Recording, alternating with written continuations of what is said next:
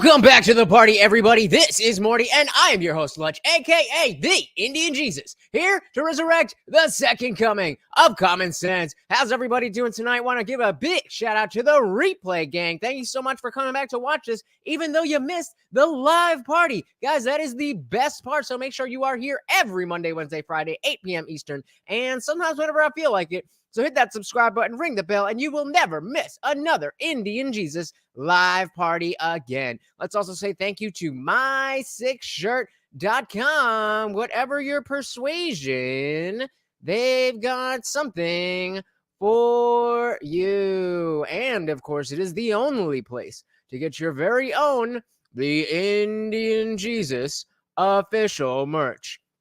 Only at my6shirt.com. All right. Let's party. So first things first, we have a new channel member. Shout out to Jeff Pearson. Thank you so much for signing up for the membership, and really do appreciate that. And hopefully we will get more people. But as of right now, you are the only one. So hit me up for a private podcast. I will do in pretty much anything that you want. So I figured since it was since we're just hanging out, it's a holiday. I didn't know how many people would be around. I figured we'd do something a little low key. And give me 1 second. Yeah. And check out some of the some of the goodness on the famed channel, the famed page r/AITA. If you're not familiar, it stands for Am I the A-hole? So basically, it's just if you're really not familiar, Reddit is just a forum page, but you can go and there's different communities, and this one is Am I the A-hole, where people will talk about their controversial situations where I thought I was right, but they thought they were right, and whatever. So we got the first one here, and I figured we'll just go through some, hang out, see who is right, who is wrong, and we'll have a little bit of holiday fun. Welcome to the party. So this first one is, am I the a-hole for wanting my wife to stay up during a road trip and talk to me? So wait, can I make this any? No. Oh, there we go. So I'm writing this right now at the hotel where I'm at because I'm genuinely at a loss of words. I don't think I'm in the wrong, but at the same time, she looks really pissed at me. My wife, me, and our 2-year-old are going on our first family road trip to California. All right, fun. We rotate in driving shifts, but the problem is that when I was driving, my shift fell during the night, and so I was really lonely and bored when I was driving. You're the man of the house. You're supposed to let your child and wife sleep, and then you do, road trip stuff during the day. Come on, bro. Where we go? We rotate in driving shifts. The problem is when I was driving, my shift fell during the night, and so I was feeling really lonely and bored as I was driving. I'm not someone who can be left to his own thoughts. That's a bad sign of any man. You should be able to sit alone with your own thoughts. You got something going on if you can't even sit alone with yourself. Not someone who can be left alone with his own thoughts very well, and I need people around me. I thrive on energy and excitement. My wife is a bit of the opposite. She's generally fine with being left alone and can sit quietly for hours and hours upon end. Sounds like she is a lot healthier than you.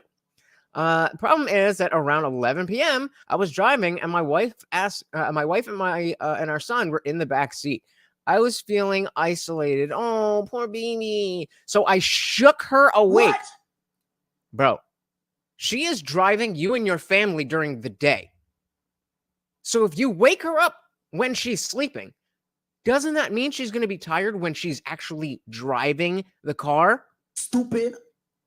Anyway, I shook her awake, but then our son woke up. I'm not surprised, motherfuckers. And well, you can probably guess what happens next. Once he quieted down, my wife began quietly to blow up at me about how much of a dick I was being.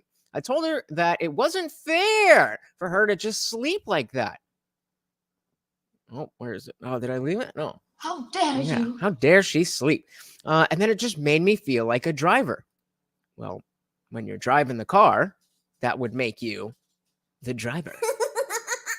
Then she said that she doesn't force me to stay awake or engage with her, but I told her that that's a cheap blow because we're not the same people, and I kept my mouth shut while she was driving because I know she doesn't like distractions, even though even though it bothered me terribly. Oh my God, what a beta! So at least she could do what the least she could do is stop being selfish and help keep me sane. Despite my perfectly logical answer, she apparently got emotional. Apparently, you couldn't tell that she was being emotional when she got emotional. Apparently emotional, and then started to whisper scream about some ish about how raising one toddler is hard enough. Called him a toddler, and that she didn't know there was another one in the car who needed his whims catered to at every moment. And at that point, since she got so rude, I decided to disengage. Now our whole trip is falling apart, and she is making me out to be the bad guy. You are. You absolutely are. Does anybody disagree that this guy is, in fact, the a-hole? Let's see what this one was pretty obvious. Let's see what some of the comments say. You are the a-hole for several reasons. You said I was driving. My ship fell during the night, and so I was feeling lightly, and I need people around me for excitement. And then around 11, hate to break this to you, but your wife isn't just an accessory to your life. She's a living, breathing being with her own needs and wants. You talk a lot about what you need. What about what your wife needs? You basically are so self-centered that you want your wife to stay awake while she drives around and during your driving ship, and take care of the baby while you're driving. You're so selfish and self-centered that you didn't care that waking up your wife would awaken and disturb your son. Yeah. Probably were happy the baby woke up since it brought some excitement and energy into the moment. You said, despite my perfectly logical answer, she apparently got emotional and all that. So then when she calls you out on your utter BS, you pull out the women are reacting emotionally. How dare as you? your as opposed to your BS. Your wife is correct in her assessment of your toddlerhood. If you don't change and step down off your high horse and start treating your wife and child with respect, not only is putting yourself first, the next drive is probably going to be the divorce attorney. Yeah, I mean, pretty spot on right there. So I think we've got all we can out of that one. What else do we got here? Interesting. All right. When's the last time you took an honest? Oh wait, that's an ad. Okay. Am I the a-hole for how I phrased my reply to my parents' request for financial assistance for my sister? Am I the a-hole for not giving my sister-in-law and her family a luxury vacation? Okay, this sounds a little bit juicier. Am I the a-hole for not giving my sister-in-law and her family a luxury vacation?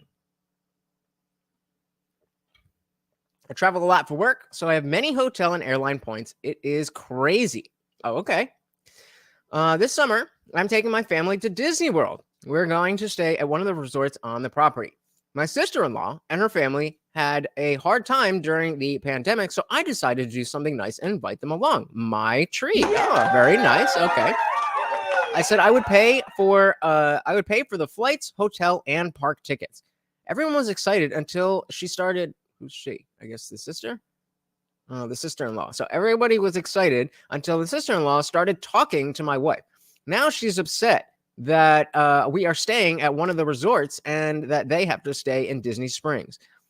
This is just people being entitled. Apparently, I'm being cheap by using points for their hotel instead of just paying for them to stay at the same resort as us. Excuse me. I'm pretty sure that you weren't going to Disney World without this guy.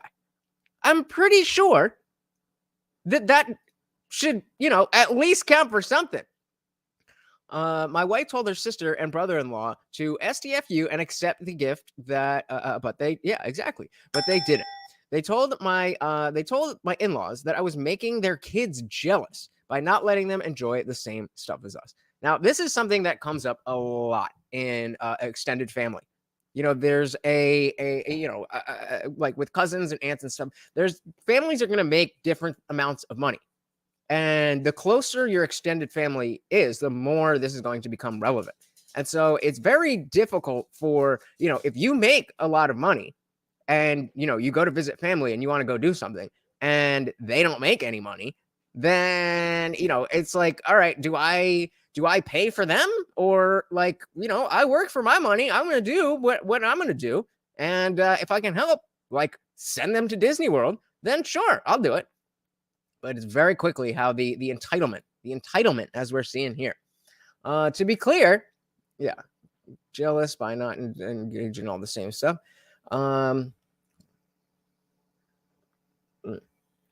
Oh, real quick, guys, I completely forgot. Happy Memorial Day! I want to give a big shout out to anybody who has fallen in service of this country. It is, obviously, this holiday has become a little bit bastardized and people don't really care about that. But cheers to you. That is tasty. All right. Who we got in here? Say hello. So let's say, to be clear, the hotel I booked for them is very nice. It's just not the Grand Floridian. Yeah, exactly. So if it's not some, like, even if it was, but even as long as it's not some Motel 6, like, again, you're still getting a free vacation. They started yelling at me for being an a-hole and taking something away from their children. I had talked to them like adults, but when they started screaming, their kids heard them and found out that they might not be going. Now their kids are pissed at the parents for possibly effing up their vacation. And I'm the bigger a-hole for making them look bad in front of their kids. Am I the a-hole? I say absolutely not. Absolutely not. If you're giving somebody anything, they should be grateful. Full stop. Let's see. What do we got?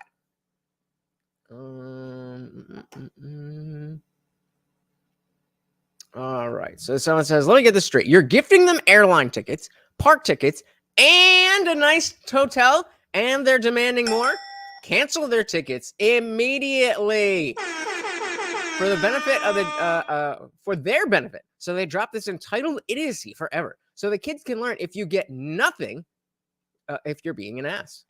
So they don't try to walk all over you in the future. That is a great point as well. Because once you give in, just like the woke mob, once you give in a little bit, they know that you got a weak spot. Hey, we got Dan Jensen in the building. What is good? Welcome to the party, Dan. Welcome. So I have a perfect solution. Work 90 plus hours a week and you don't have time for a vacation, family, wife, and so on. Hi all, just here for a short time.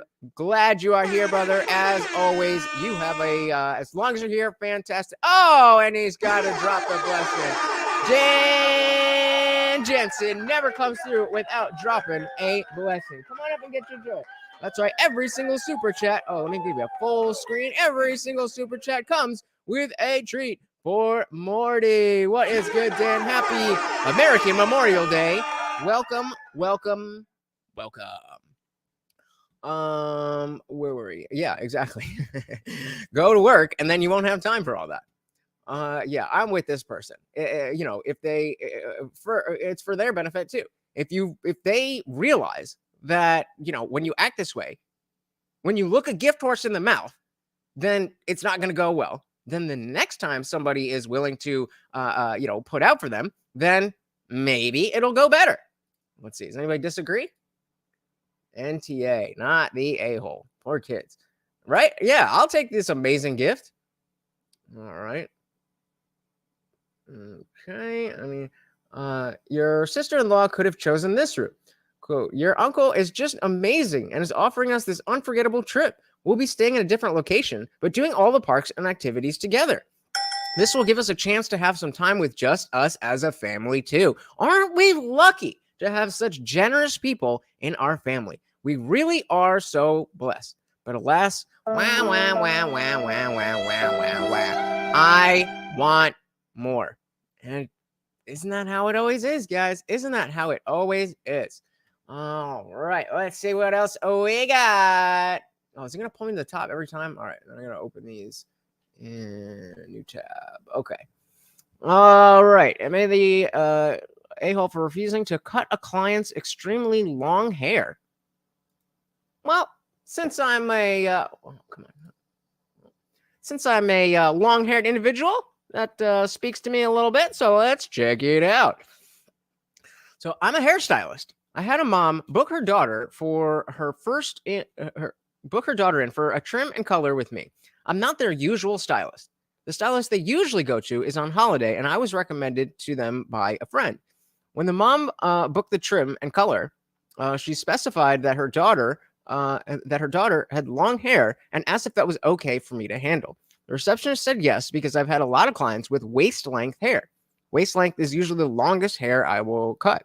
I've never had a client with hair longer than this. Due to issues with my knee, I can't kneel down for long. I'm awaiting surgery. When they turned up for the appointment, their daughter had their hair up in a bun, so I couldn't see the full length. The mom went and thanked me for being able to fit her daughter in, and said that their usual stylist isn't available. It can be difficult to get where am I? It can be difficult to get her daughter an appointment due to her hair length. When the daughter sat in the chair, I asked her to take her hair down so I could brush it through before we started her ombre color, whatever that means. When she took her hair down, I noticed it was much longer than I expected. I asked how long her hair was, and she said it was knee length. She brushed her hair back so that it was all going to the back and to the back of the chair, and it was well past the length I was comfortable cutting at. I would have had to kneel down to color and cut her hair. I waved the mom over as I told the daughter to take off the gown. I apologized to the mom and told her I would not be able to cut her daughter's hair due to its length. I explained that it was too long for me to cut as I could not kneel down to cut her hair. That's the key part. That she's not saying, ew, I don't like you. Ew, your hair's too long and I don't like it. It's not like that. It's like, I physically am not able to do this. Understandably, the mom was upset. I was refusing to cut her daughter's hair. She demanded the booking fee back. I informed her that the £50 booking fee was non-refundable, and she would have been told this at the time of the booking. She then demanded to speak to the manager of the salon, and I told her I would get the owner. So this is where we got a little bit of what? Oh, okay, gotcha. Oh, don't worry about that. You know, you've blessed me so much. That is the last thing you need to worry about. Thank you. But this is where it gets a little interesting because they called ahead. They called ahead and made sure that we would be able to do this, and then paid the thing. She asked first. So if she didn't ask, then you booked it. You didn't come in and tell me this was knee length hair, and I can't do anything about that. But now that she called ahead, she absolutely should get the money back. It does say here, the owner's salon did refund her the money. Good. She told me that I shouldn't have taken the booking if I couldn't cut the hair that long. Yeah, that's a good point. If somebody's asking about long hair, that's kind of, what is long hair? The obvious question should be, how long? And if she'd said knee length hair, then we'd been like, oh no, I'm sorry. And this whole thing could have been avoided. She told me that I shouldn't have taken the booking if I couldn't cut hair that long. I told her that the length had never been specified to me. You are the professional. You are the one with the disability. If you have things that you're not able to do, how is somebody supposed to read your mind and know that you can cut long hair but not long hair this long enough? What?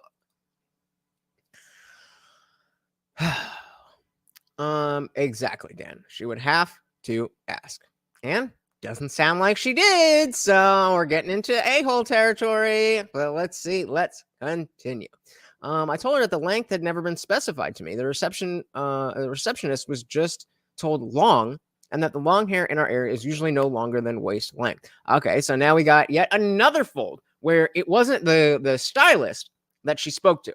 So this is on the receptionist for not specifying, because like I drive by a barber shop where it's predominantly men versus like a barber shop versus a salon, And, I was in traffic one day and a couple of them were outside and I asked if they do long hair because, like I haven't really done anything, I've been like clipping dead ends and stuff, but like I need like a real haircut eventually. And, I don't know, it's a little weird going into salons. Plus they can be super, super expensive. So I was like, hey, you guys do long hair? And they kind of gave me like a non-committal, like, yeah, we do long hair, whatever.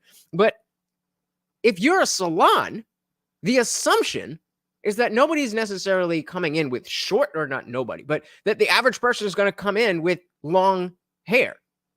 How long is, if you have like, let's say shoulder length, nipple length hair, then that wouldn't be long hair in the grand scheme of things. So it makes sense that you would ask, the receptionist should ask, how long is long? So now this pulls something a little bit off of the receptionist, or excuse me, off the stylist and onto the receptionist. But let's see where the owner goes.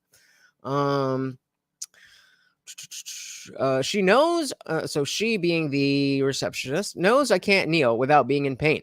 The mom has since been writing on the Facebook page of the salon complaining that I refuse to cut her daughter's hair because she can't actually cut long hair. I feel bad that the mom is upset about this, but at the same time, it was never specified how long the daughter's hair was actually was. Am I the a-hole for refusing to cut extremely long hair? So I say no, you're not the a-hole for not refusing to do something that is not in your physical capability, obviously. But neither is the lady, the mom. She's not wrong either. So this is just this seems like an unfortunate situation. Let's see what the comments say, because they'll always be spicy. Like, how dare you? What is this first one? OP has offered the following explanation for why they think they might be the a-hole. 1, I refuse to cut a client's extremely long hair. 2, I feel bad because the mom is angry about the situation. A booking was accepted after the mom specified the daughter had long hair, and was told I could do long hair, though the actual length was never mentioned. All right, let's see. This is gonna be interesting because I don't know like the inner workings of a salon like that. So it'll be interesting to see what the women have to say about this, because maybe there's a whole thing like, oh, of course. All right, not the a-hole for not cutting the hair, but the a-hole for no refund. They did get the refund. Yeah, mom was refunded. Yeah, the OP doesn't have a say in the salon's policy. That's the owner's job, and the owner did a refund. Okay, okay, sexy Dumbledore. I'm gonna assume that's well, let's just not go there.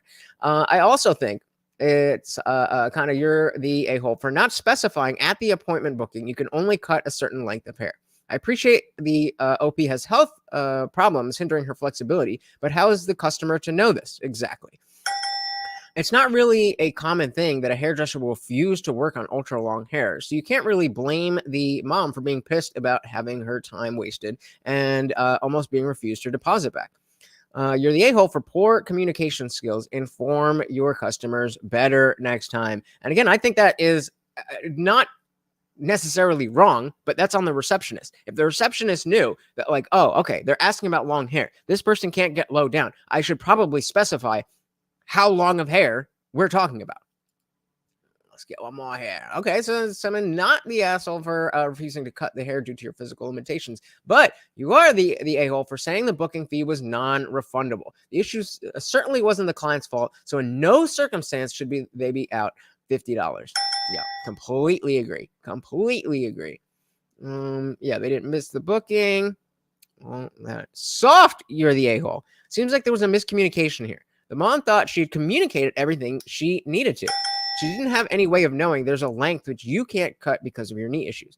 Where you straight into the a-hole territory is how you responded to her when she asked for her booking fee to be refunded. Booking fees are to stop people from not showing up and wasting an appointment that you could have given to someone else. Immediately refusing the refund for something that wasn't her fault, but rather an unfortunate circumstance, was bad customer service. What you should have done in this situation is to say, I'm very sorry that this has happened.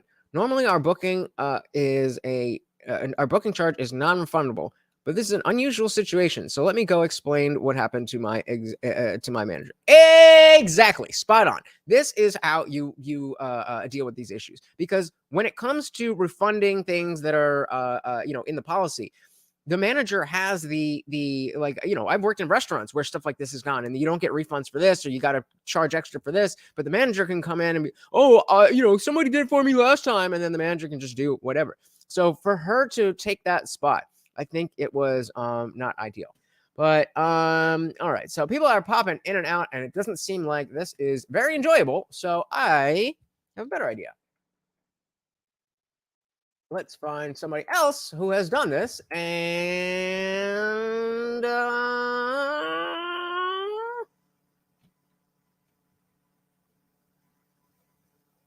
okay. Ooga, booga, ooga, booga. Hello, boogies. Come on in. Oh, go back out. Hold on. I'll be right there. Okay, hello, boogies. Come on in. It's your favorite 20-year-old. Welcome to the hour-long extravaganza finale of Am I the A-Hole? Season 1. I didn't know this was here, so thank you to the internet, and thank you to Ooga Booga. If you don't know Joe is the editor on Ooga Booga, and he texted me a couple days ago. I told him I'm going to have another video, and he said, is it going to be another Am I the A-Hole video? And I said, no, you idiot. Dumb brain. You have one? I just made an Am I the A-Hole video. You think I'd make another one right back to back? He was like, oh yeah, duh. I'm not surprised, right? And then I thought about it for a second. I was like, you know what? Wouldn't it be funny if I made another Am I the A-Hole video? Really, this is all just for me, so that I can just do a little self-deprecating joke. So now Joe's gonna be like, you are. So let's start it out. Am I the a-hole for calling my mom when my husband refused to listen to me? So she's 26 years old, and she recently moved into her first home. I am also 4 months pregnant with our first baby. Congratulations.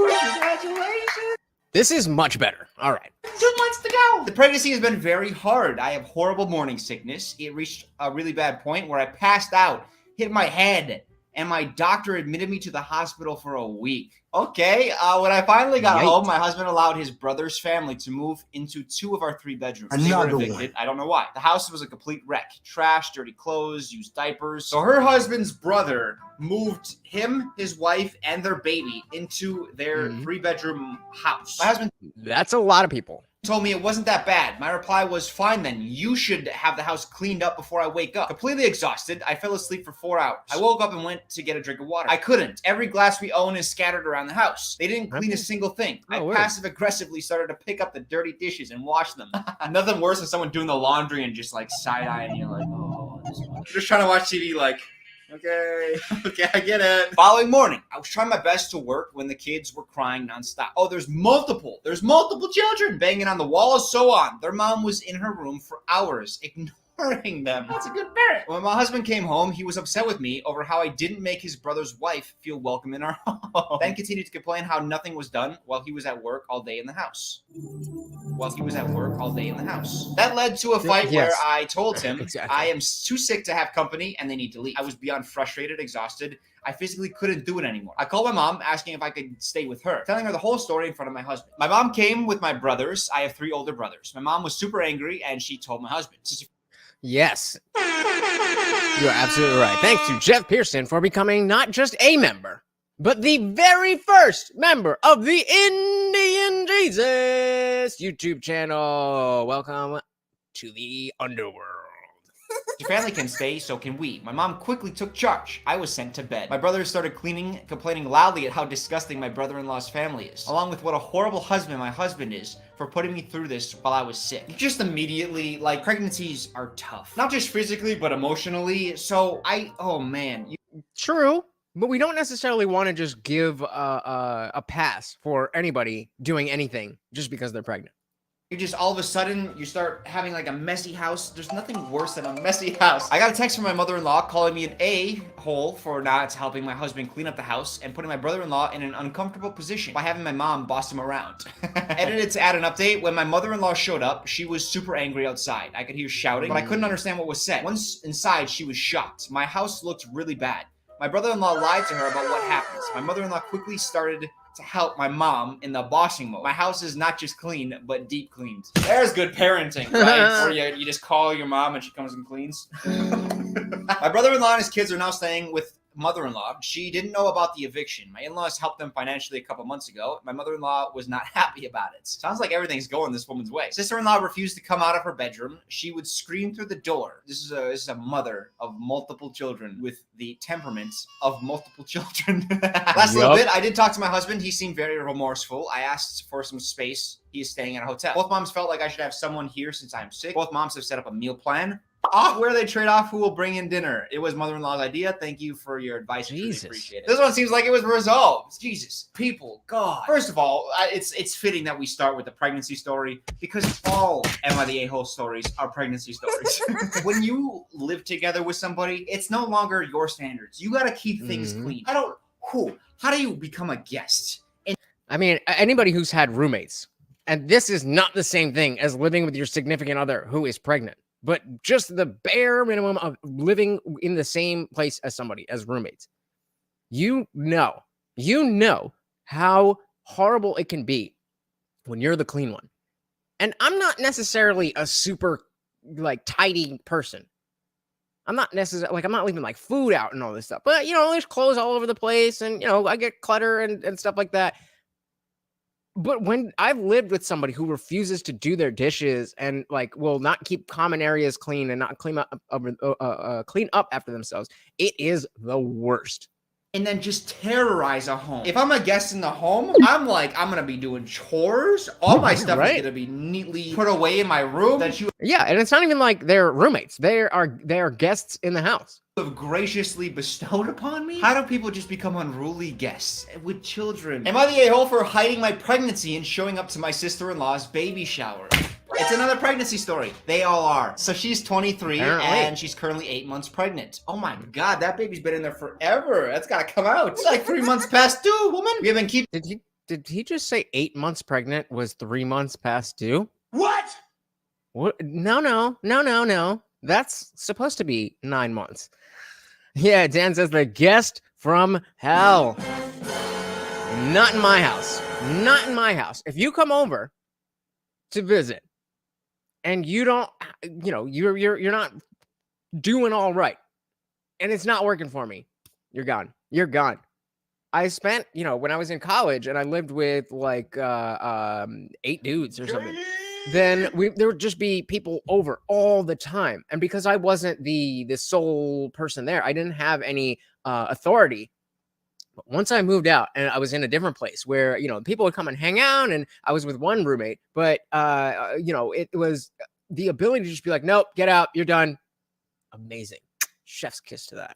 Keeping it a secret and planned to tell people around this time, but a few months after my pregnancy, my sister-in-law, who's 26, found out she was pregnant. And then it just felt awkward to announce. People are weird. If I was pregnant and I was announcing it, here's what I would do. I'd be like, baby here. That's how I announced my pregnancy. Yeah, but we all know how overblown the entire or not overblown, but how much pageantry there is with the whole process of pregnancy, gender reveal, and all of that stuff. I can see this getting a little weird, but if you just, I know, right? I know, keeping your eyes ready to go.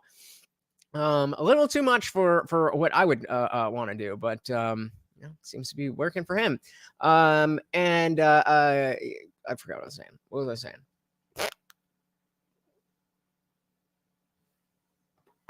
I forget.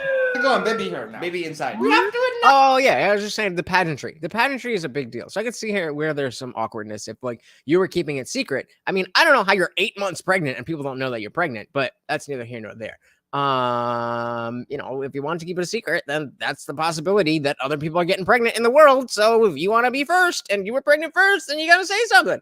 I'm their baby. No, you don't. You just say baby now here. I don't find this romantic at all, like these moments, or sentimental. If you want to enjoy it, fine, but it just feels a little weird to me. I've been married to my husband for only 6 months, but we've been together on and off since we were 14, permanently together since we were 16. Wait. You've been married for 6 months, but you're 8 months pregnant? Premarital smooching? You are an a-hole. When we were 17, we found out I was pregnant. I had complications. I gave birth to my preemie still. So this pregnancy, we've been extra cautious. He's like, oops. secretive. Okay, I can understand now your reluctance to tell everybody that you're pregnant. You kind of just wanted to wait until it was more of a sure thing. But as I developed a bump, I've been wearing hoodies and loose clothing. With that, I kind of just looked like I gained weight. I feel like pregnancy wouldn't even have a glow. So this is from a fat chick.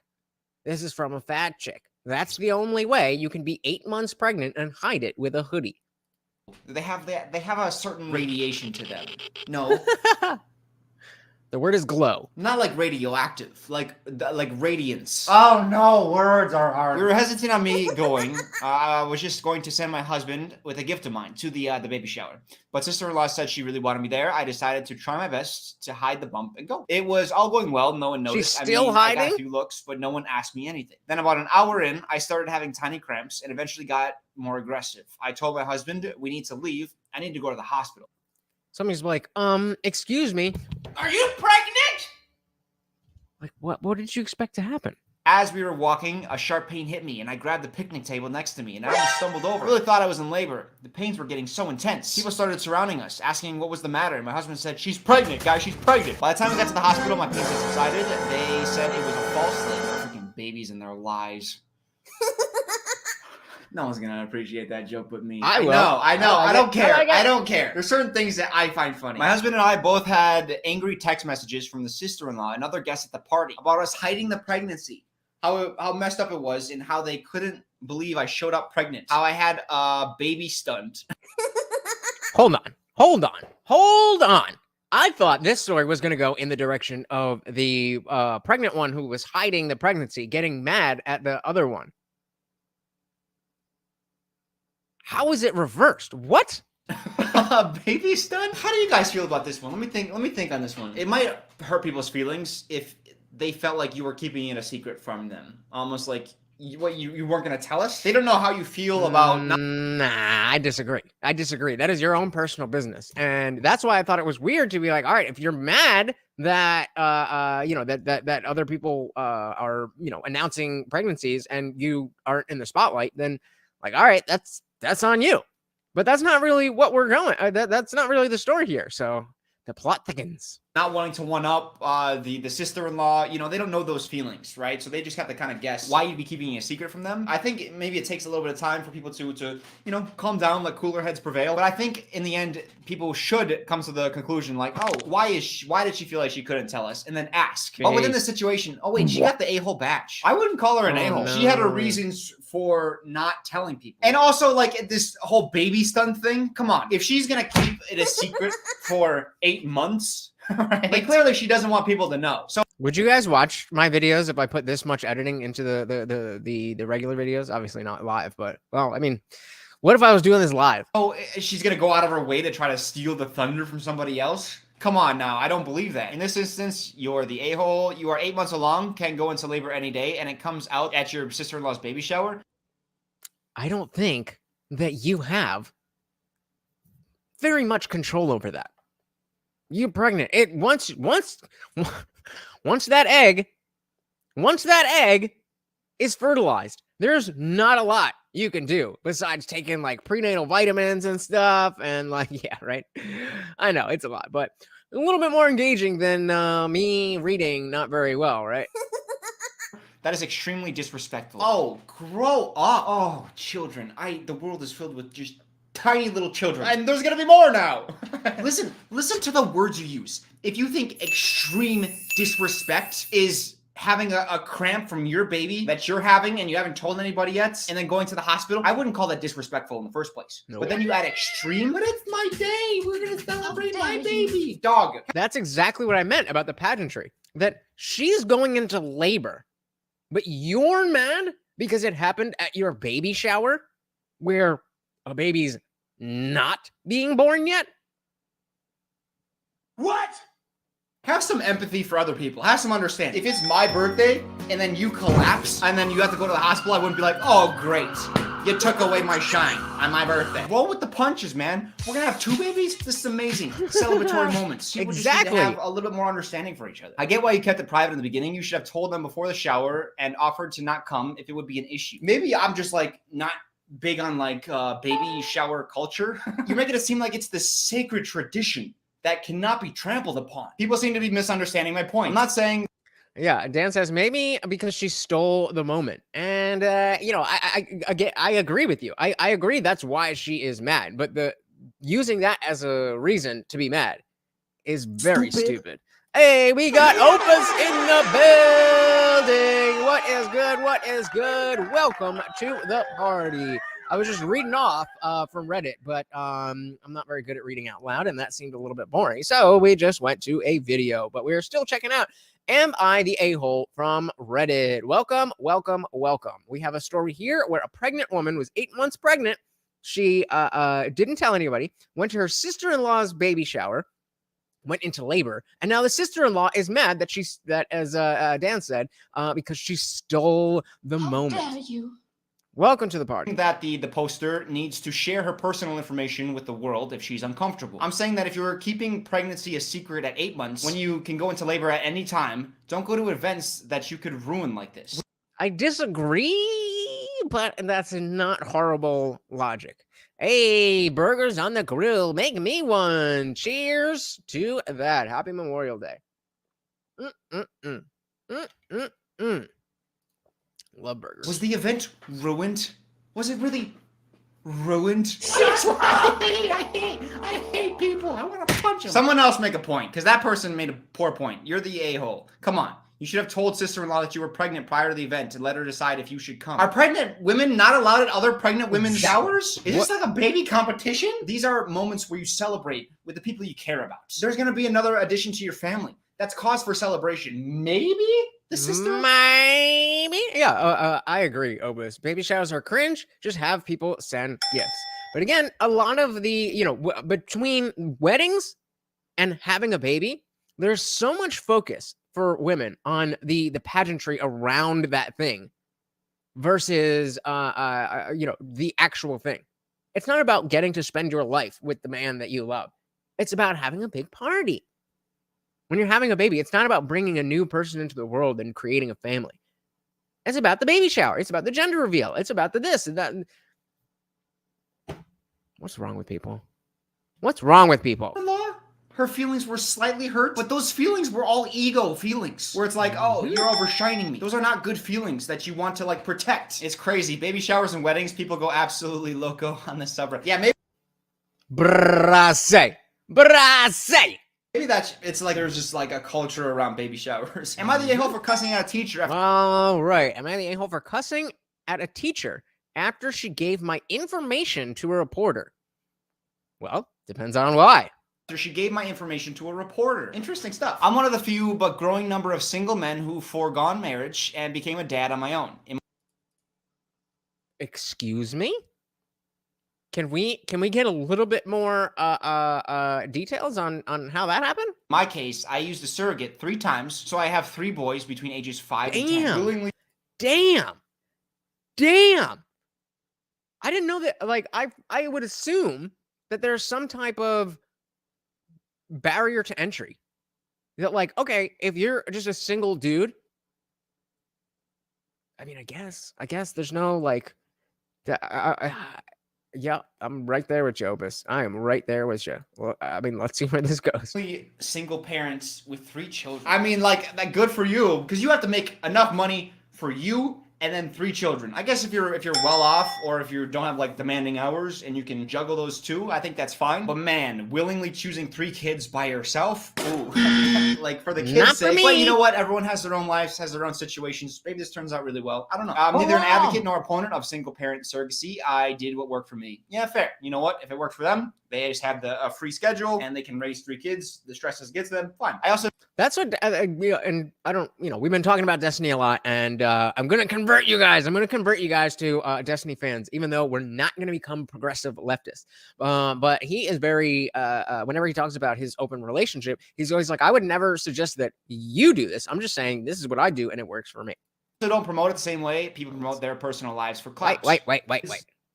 The stress gets them. Hold on. Not really well. I don't know. I'm neither an advocate nor opponent of single parent surrogacy. I did what worked for me. Yeah, fair. You know what? If it works for them, says no way. They just have the free schedule and they can raise 3 kids. The stress gets them. Fine. I also don't promote it the same way people promote their personal lives for clout. I got beef now? That brings me to my son's second grade teacher, Mrs. F. I got a random call from a reporter asking to interview me for a magazine piece on men resorting to surrogacy to have kids. I thought it was Okay, so now it's making a little bit more sense because that is kind of newsworthy that you're a random dude with 4 kids. There's a random single dude with 4 kids through surrogacy. All right. It was a joke, but he had all sorts of information, including the names of my kids and what I did for work. I asked how he got my information, and he said from Mrs. F, who was a friend of his. In fact, she gave him my number. I was pissed, probably. The next day, I told Mrs. F about the call, and she said it would be so exciting to be in a magazine and online. I asked why the F did she put my personal life out there? That's a total betrayal. She didn't say anything, so I called her an effing moron who needs to grow up. That's usually not going to help any situation. One with Dan, Destiny is a no-go. I'm telling you guys, I am going to bring you over to the dark side of listening to people who are honest and truthful, even if they believe things that are different than what you believe. Dan said, I would be so mad. She has no right. Nothing screams maturity like throwing around insults. You're such an idiot. That's a total betrayal. Et tu, Brutus. Oh, Julius, I'm sorry. I didn't mean to bring up bad memories. I'm sorry, Jules. Calm down now. Okay, good boy. This is him recounting the story days later, and he's still like super agitated about it to drop an F-bomb. Even if you were the one who was wronged, have some empathy and understanding for other people. Dumb brain. Fair enough. We'll get there. We'll get you there. Don't worry. You have one? She probably thought I complained to the principal, but that's not my style. I will tell you stuff to your face. Now the VP principal. Isn't the P in VP principal? Yep. In this context, like it would be vice president, but it's like when people say ATM machine. Oh my God. Stupid. Is it the vice president principal? I think the P is supposed to be principal. I don't know. I get bad vibes from this guy. I don't know. Now the VP principal is acting like an intermediary between us after she said I cussed her out. Which is true. He did say that I was out of line, but she was even way more out of line. He asked me to be understanding because she's young and lives online. I told him that he's just mad that he actually has to do some work now. What? Oh, you're a pleasant man, aren't you? And the funny part is that I'm not even mad at her anymore. I don't like her, but it's not like she matters in a few months. I just... What? Okay, so this is not a very nice gentleman. Okay. He got the worst vibes. He got the not the a-hole badge too. Reddit's just wrong. I don't. Somebody said based. Oh no. Oh no. That word is going to be good for another week. Another week, maybe. And then, I mean, it's already kind of cringe if you're not using it. If you're using it unironically, it's already a little bit cringe. But we got about 2 weeks on that word. I don't understand how collectively Reddit can be wrong as often as it is. The teacher should have said, hold on, let me check with them first to make sure they're okay with it. That is the proper way to go about things. However, if you expect everybody to do the proper thing all the time, like that's not how the world works. People make mistakes. Is she an a-hole? No, she just made a mistake. And also, she thinks it's cool. She's like, oh, you get to be in an article. She's looking at the world from her viewpoint. So I would do the same thing up to the point where I call Mrs. F and be like, hey, I got a call from a reporter. Do you know anything about that? And then she'd be like, oh, yeah, you get to be in an article online. You're gonna be famous. But at that point, you should probably be like, hey, understand that I value my privacy. Exactly. It comes down to the individual person. And if you shouldn't be blasting stuff out there. That being said, I guarantee you, whatever information, it's just his name and his age or whatever it was. I guarantee you, whatever information that you're so private about is very easily accessible. Like, yeah, I heard this. Using based gets you on an FBI watch list. Come and get me, based. Okay, but yeah, I mean a lot of these seem to be like people who are just, not necessarily the worst people in the world, but there you go. You just did it. See you on the list, Opus. It seems to be a lot of people who are in these situations where it's not really clear who the a-hole is.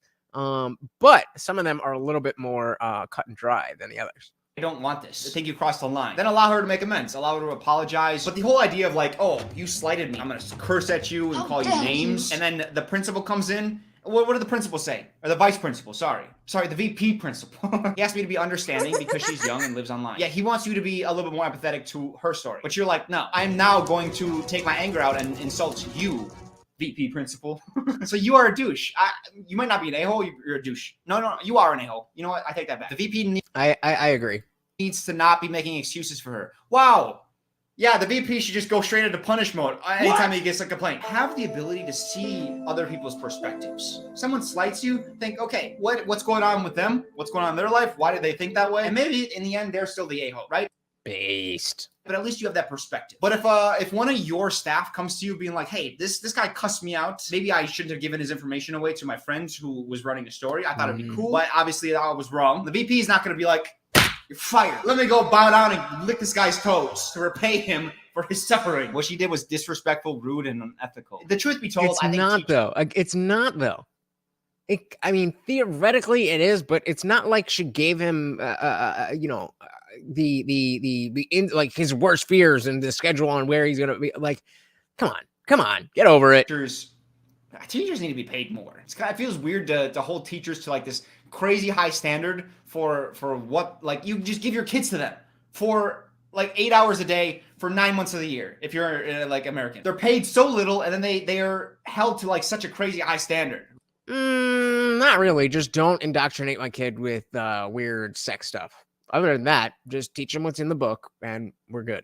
Right? Because they're like literally in charge of teaching your kids. Like, this isn't a therapist, right? That's high-paying, high standards. You do not give out other people's personal info without the permission. I agree. I don't think that's the point here. Exactly. It's not. Nobody's arguing over that. The question is the reaction proportional to the faux pas? At least that's not what I'm taking away. I think his reaction to what happened was just incredibly immature. He seems insufferable. I kind of hope bad things happen to him. Oh, this one's a little bit more fun. All right, let's Okay, am I the a-hole for always guessing when my wife asks me to guess? Okay, this one seems a little bit lighter, but it's Reddit, so we don't know. Let's take a breather. This sounds a little fun. Am I the a-hole for always guessing when my wife asks me to guess? My wife and I have been married for a while, and ever since my wife and I have been married for a while, and ever since that we got What is happening? Is he having a stroke? I blame this. I'm blaming the post. My wife and I have been married for a while, and ever since we got married, she tends to ask me a guess what question whenever something crazy or funny happens. That is obnoxious. Ladies, that is obnoxious. Every once in a while, if it's something out of the blue, like, oh my God, guess what? Like, you'll never actually guess what happened.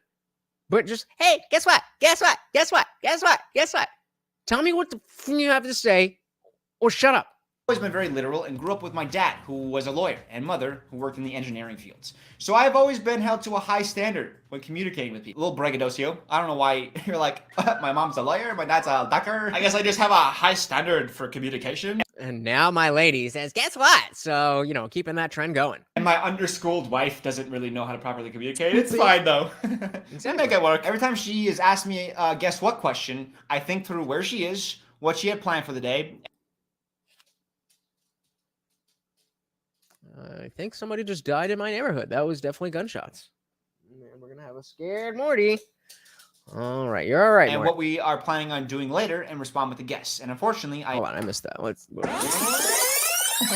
make it work. Every time she has asked me a guess what question, I think through where she is, what she had planned for the day, and what we are planning on doing later and respond with a guess. It's probably, oh, I just wanted to see if you're paying attention. Or, I think you're cute. Don't do the guess what game. And unfortunately, I am usually spot on or very close in my guess, and that makes her upset. She showed me several articles online about how to respond to somebody when they ask you, guess what? And it is usually to say what and get excited. I like guessing though, and I enjoy thinking through the problem and getting the thing she is talking about without her having to tell me outright. This is so dumb. This is so dumb that this would be an issue in your life and that you need to go onto the internet to get advice from strangers. Either stop doing it, or how is this an issue in your life? You must have a fantastic life. A fantastic life. If this is the type of issue that brings you to the internet. I just say what? Yeah, exactly. Just what? What? Tell me what. I'm not guessing. I mean, like, if it's a specific scenario, where I'm going to a job interview or something, and I come back and I say, guess what? Like, oh, you got the job. Or, oh, it didn't go well. Or, oh, the interviewer was an a-hole or something like that. That is, that's the situation where the guess what works. But just randomly throughout the day, every single day, that's too much. Thank you, Dan. This is quintessential Reddit. Indeed it is. And that is why I don't spend any time over there. As much content as I could probably pull out of it. It's not a place for me. I'm an a-hole for this, but I want to see what you guys think. Am I the a-hole? Lower stakes, right? This is just like a little marital spat. And one that even if it's never resolved, it's just like, ugh, it is what it is, right? If someone were to tell me, like, guess what? I'm going to guess what. Like, you gotta be like, what? Tell me. Tell me, I can't wait to find out. Tell me. I have to have, like, a fake emotion? If the wife is upset about him guessing, then don't ask him to guess. Exactly. I don't know how I didn't think about that. But don't ask me to guess if you don't want me to guess. Just be like, I have something to tell you. And then I'll just say, what do you have to tell me? This can't be that difficult. Like, you could say, for him, it would be an easy change. Just don't guess. And you know what? For him to have this level of awareness of being like, hey, this is how I grew up. This is what I was expected. You can now have the wherewithal to be like, oh, other people aren't like that. So if you're with somebody... Okay, I wasn't sure where he was going with that. I thought he was going to say something along the lines of like, well, I grew up guessing, so I just have to guess. Stop guessing! She needs to stop asking, but she's not going to do that. And when she does, just be like, oh, I don't know. Or just guess something that you know is wrong. You did a backflip yesterday. You slipped on a banana peel. You got some ice cream. You bought me a new car. Just say anything. Who just wants you to say what? Maybe you should just say what. Wait, what did he get? He's the a-hole? Lies. This entire post is so dramatic. It is a small issue, right? It's not that you don't understand how to respond to guess what. It's that you don't want to respond that way. You're the a-hole. Your wife has communicated that something is bothering her, and that's super easy for you to fix. And instead of you fixing it, that's true. You log into Reddit and go on a rant about how you can't say what. Because hey, we got Kelly Green in the building. Welcome to the party, brother. Very glad to see you. Said, the question is, should your wife speak before being spoken to? This is the man I'm talking about. Welcome to the party, brother. Welcome with a cosign from Dan. Because of your upbringing. That is true. Like, when you frame it like that, that's true. Isn't the easy fix to stop saying guess what? You know what? Actually, hold on. Guess what, guys? Shut your mouth. If you said what, shut your mouth. I don't appreciate that. If I have a problem, wouldn't the easiest solution be for me to make the easy fix so that we don't encounter that? I'm the one with the problem, and I'm now forcing you to make a change. If I can fix the problem just as easily, then shouldn't I be the one to do it? Saying guess what is an extremely common phrase that people use. Telling your partner, I can't answer your guess what question like a human, so you need to stop saying it. Is again so dramatic. I think she just needs to switch it to listen up, jabroni. It's such a minimal thing. I'm not willing to call anybody an a-hole in this situation, especially from some of the other stories we heard, and we're judging them to be a-holes. Yeah, I mean, this is a little bit more of a fun one, but it's definitely interesting to dive into these what can be silly little interactions, because it shows a lot about the bigger conflicts that we have, and what is our whole message about how discourse has broken down. And so if we can't even handle, guess what? Then how are we going to fix the economy? How are we going to fix anything?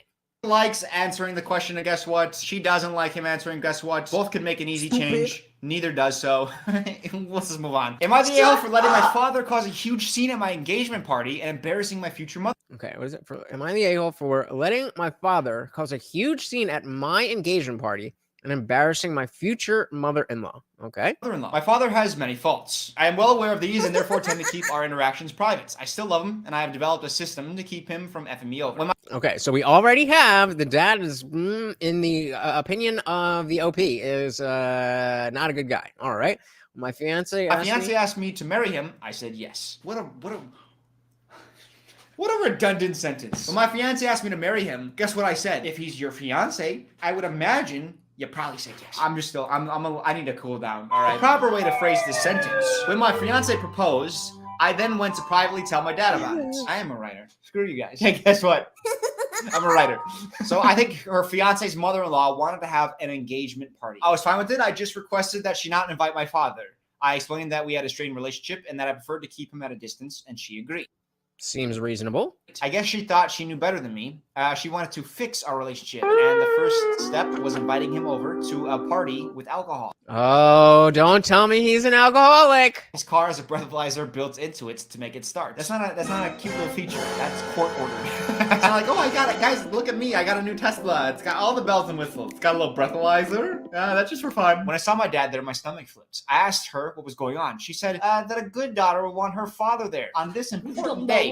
I asked her to please make him leave. She said I was being rude. I went over to my dad and asked him to leave. He promised to behave. He was so happy to be invited. This is an episode of the OC. I was just going to say that sounds like a lot of different perspectives, and nobody is really that in the wrong except for the future mother-in-law. Shout out to Dan Jensen. Thank you so much for hanging out. I really, really do appreciate you. You be safe out there and make sure you are training those newbies well so you can come back and hang out with us.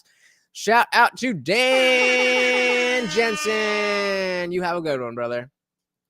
Season 1, episode 3, all right? Ryan's mom is a recovering alcoholic. She gets like it's a literal episode of the OC. Okay. brought into this world. She goes to a party. I'm going to be fine. I'm not going to drink it all. I'll just one drink.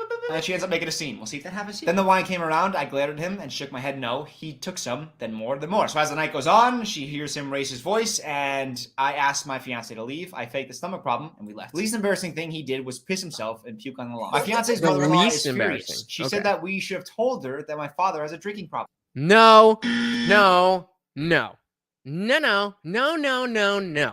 If you have ish like that in your family, that is not the responsibility of you to blast it out to everybody. When you specifically have the conversation, I don't want my father there. She is the a-hole.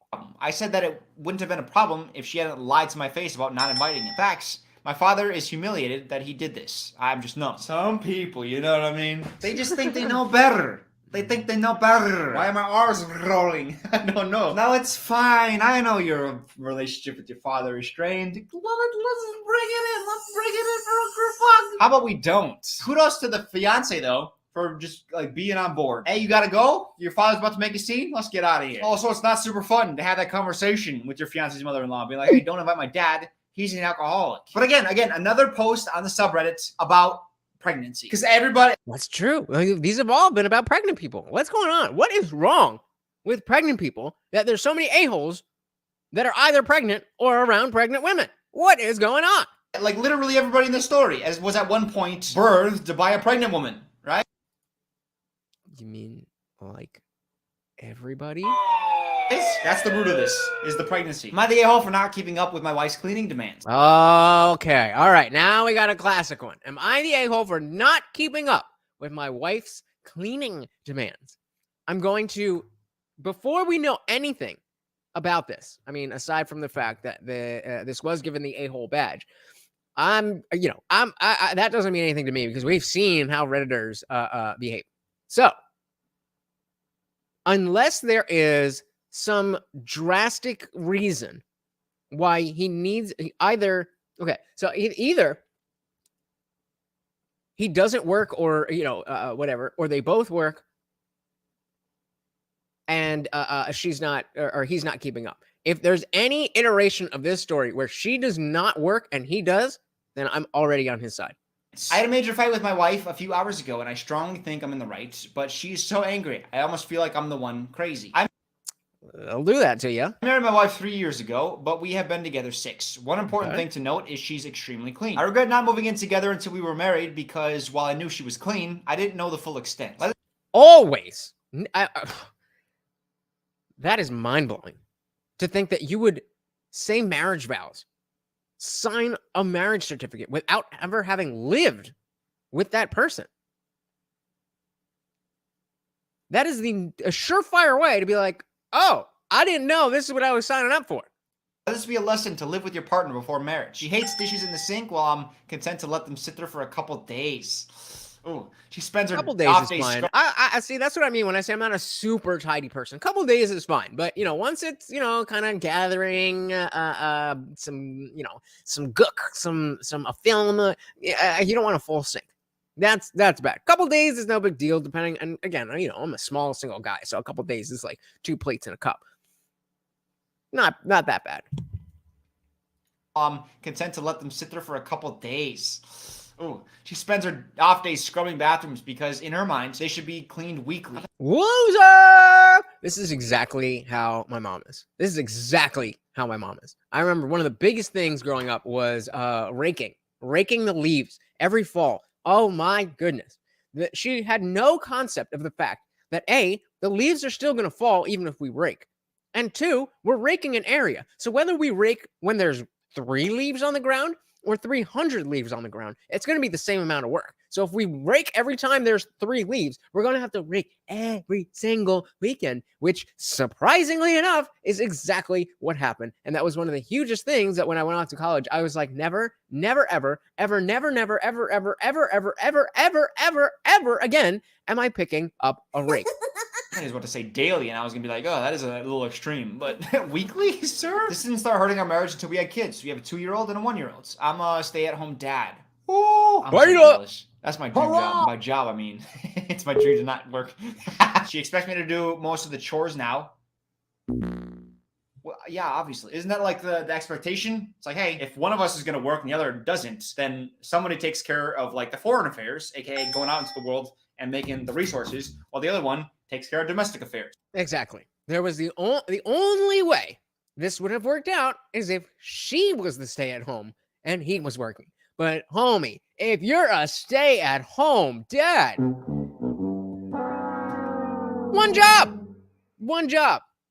Hey, we got Zippy the Strange in the building. Welcome to the party. Said celebrate as in having fun. Then yes, wait, what are you talking about? Oh, the poll. Well, time to celebrate now. Cheers to you. Yummy. That one's for Zippy. Welcome to the party, brother. We are checking out some Reddit posts from r/AmITheA. Tending to the home of the children. And I wouldn't mind if they were reasonable. She wants the children to have a bath every day, and that should happen. I think every 1 to 3 days is fine. She wants all of their toys put away by the end of the day, and I think there's no point when it will be a mess again. Okay, that one I can understand. Like if it's a playroom, but like depending on the layout of your house, if you like have one main living area and then the bedrooms, like yeah, you're gonna have to clean that up every day. If there's a playroom, then you can kind of make sure that it's whatever, and then once a week or whatever. But the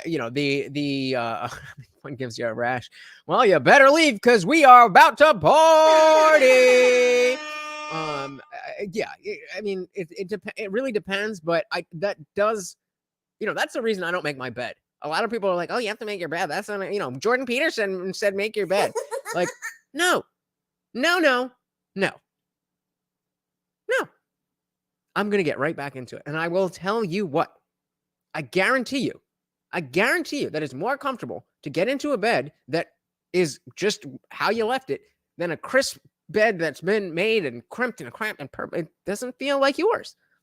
Obis says, I read the poll as did you celebrate? As in, did you take a moment to reflect on those who gave the ultimate sacrifice? Yeah, so as you guys know, I like to leave them a little bit open so that you guys can interpret it the way you want. So whether you went to a barbecue, maybe that's celebrating to you.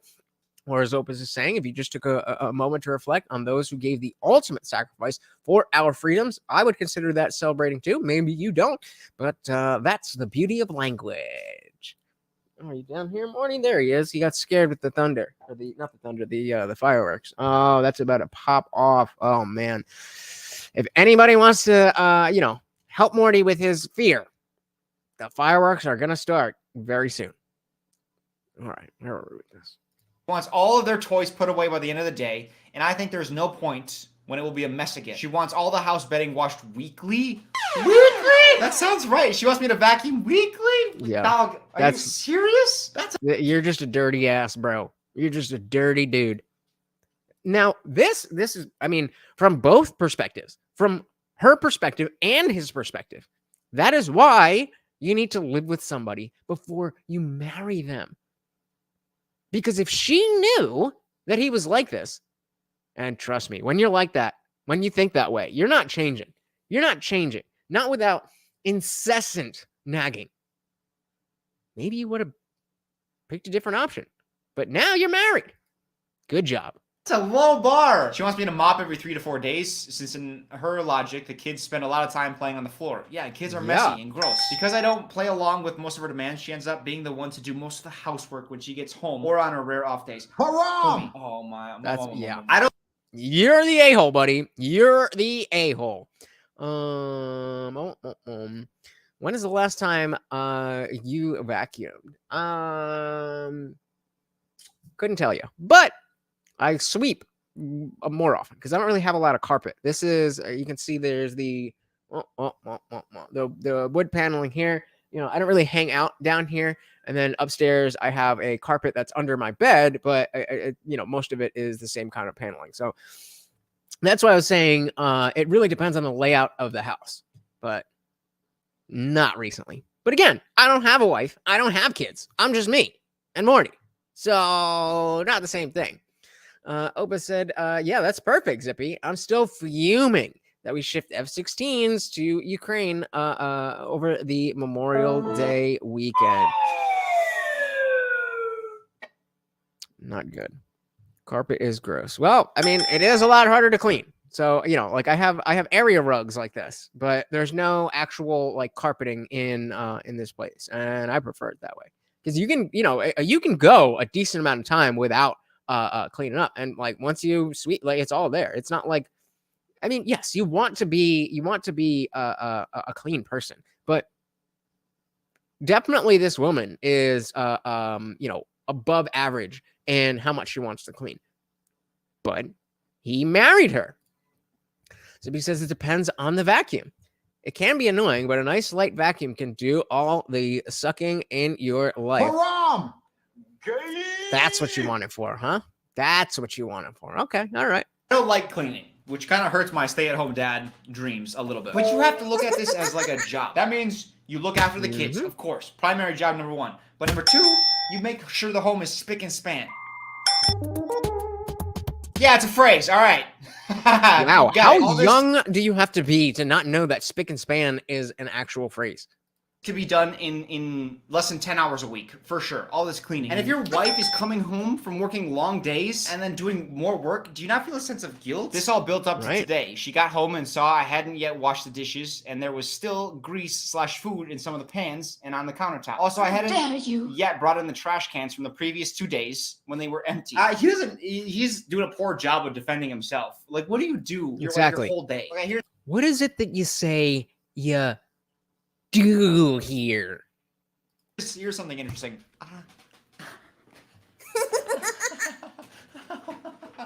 All right. I'm so physically sensitive. That was like the smallest bit of contact my elbow had with the edge of my desk, and I'm in like a full body panic right now. Yeah, and this is why it, you know, the number one, that you definitely want to live with somebody before you get married, and number two, you have to be able to stand up for yourself and speak, you know, create your own boundaries. Be like, yo, motherfucker, if this ain't clean when I get home, you're not watching football. And when you make the money in the household, you get to say that. You get to say that. Hey, we got Indie Film in the building. Shout out to Indie Film for making it to the end of the last video and commenting the secret word in the comments. If you want to know what that is, and if you want to get your own shout out, then make sure on the daily videos you watch all the way to the end to get the secret word, which Indie Film did. Thank you so much. Welcome to the party. And he says, what WTF is going on with all this talk about doing dishes? So we're going through the Reddit subreddit of Am I the A-hole? So people put up these situations, and they're you know, usually it's a conflict between two or more people, and they say, am I the a-hole here, or are they the a-hole? So this is a stay-at-home dad who doesn't mind letting his kids not bathe every day, doesn't mind leaving dishes in the sink for days, doesn't mind or does mind vacuuming once a week, and all of these things when he's a stay-at-home dad and his wife is the one bringing home all the money. Sad, sad, sad. Weak men create bad times. Who says, I told you about one of my exes who I had no idea what she did all day. She got an ultimatum real quick. Figure it out or get the F out. Yep, exactly. Exactly. All right, let's see. Where were we? Go ahead with the edge of my desk. And I'm in like a full body panic right now. I'm feeling like sweaty. She flew off the handle, calling me lazy and a slob. I wouldn't blame her. Coming home to a dirty home, neither. You're not working. And if all the pressure is on her to provide the resources for the home, then you need to take care of everything else. In other words, if she's gonna be the man, then you gotta be the bitch. Otherwise, you go get a job and then hire a maid and a nanny, right? With that money then. Oh, wait, yeah. It's the next sentence. She said she would like me to return to work since in her eyes I'm doing a poor job and then use the money to hire a weekly housekeeper and a nanny. And then makes a lot of sense. You don't want to do the work. The work needs to be done. She's bringing in money. Go get a job and then you don't have to do this shit. Yeah, 100%. 100%. He's got the edit. Yep. Okay, so I'm the a-hole. Reddit's right. Yep, you got the badge, and this is correct. The common belief is I need to help more around the house. I'll see what I can do and apologize to my wife. Thanks. Yeah, good. I wonder. All right. Well, I mean, I didn't expect anybody to be, open-minded and self-aware enough to be able to take legitimate criticisms from Reddit. But hey. Cheers to that guy, and hopefully that lady's having a little bit better of a life now that the husband is doing some chores. About the motivations of people coming to Reddit, because he thought like, hey, I'm in the right, and she's making me feel like I'm crazy because she thinks she's in the right. Because I feel like a lot of people know they're not the asshole, and then they come to Reddit and everyone's like, no, you're not the asshole, and then they feel good because they're getting the pats on the back and they're getting all the emotional support. It's sad though because he thought that's what he was gonna get, and then he ends up getting slapped across the head. Am I the? All right, Zippy says I do not white glove. I don't need white glove clean. I need kitchen utensils. When my aunt and uncle moved in just before my grandmother died, sorry to hear that, they started rearranging things. Oh, that's the worst. That is the worst. You guys who are on Discord have seen my situation in bed where everything I need is right within reach. Everything has its spot, and it's not very, that's what I mean about me not being very tidy, but the way I live is very catered to functionality. So I would understand where a woman necessarily wouldn't want all that stuff to, directly within reach. I got my schmokey, I got my drink, I got my this, I got my that, I got my computer, I got everything I need right from that reach. But yeah, oh man, when people start moving stuff around, that is one of the biggest pet peeves I have. That is one of the biggest pet peeves I have. Like, you guys have seen me with the vape. When I'm like, where is my fucking vape? Please. When I can't find something, it drives me insane. Zuby says, so I cook and dirty stuff outside on wait, what? So I cook dirty stuff outside my trailer, less stuff to mess up inside. Gotcha. Gotcha. Yeah. Gotcha. Hey, we got a new member to the channel. Shout out to Indie Phil for becoming a member. Thank you so much. We now have 2 of you guys, and you're going to get your own personal private podcast, including all of the other perks that you get with signing up. Check them out and join today. Shout out to Indie Film. Let me add you to the banner here as we dive into this next one. Thank you so much. A-hole for asking my girlfriend to continue doing my laundry if she wants me to buy groceries. My girlfriend, who's 28, and I, who's 32, and they've been living together for 4 years now. She works from home since a couple years ago, but sometimes goes to the office. I go to the office every day. My girlfriend has always done our laundry together and never had a problem with it all these years. Since she works from home, she takes care of a lot of the housework, but I do help out where I can when I get back from work, although she often refuses my offers with reasons like I should wash my hands better. I do wash my hands. That's you guys. That's you guys. That's how you rate comments. You see how frustrating it is? And Phil says, I'm pissed that I'm not first. Well, you're first in my heart. And I think it was Melty. Melty My Media asked me yesterday who is the person that I know the longest through all of this stuff. And I was like, it's definitely between Indie Film and Darshan, and Indie Film is way more of a regular viewer than Darshan. So you, sir, are the number one person who got in on the ground floor in more ways than one. Pause. But all right, listen to this again. This is what it's like when you guys don't use periods. And she works from home. She takes care of a lot of the housework, but I do help out where I can when I get back from work, although she often refuses my offers with reasons like I should wash my hands better. I do wash my hands though. I don't know how to read your sentences. I can't apply inflection when I don't know. Yup. Oh, your punctuation. You're the a-hole. I'm glad. Yes, correct. A-hole badge, correct. Lately, she started separating my undergarments and vests from the laundry pile and not washing them when she had no trouble doing that in the past. She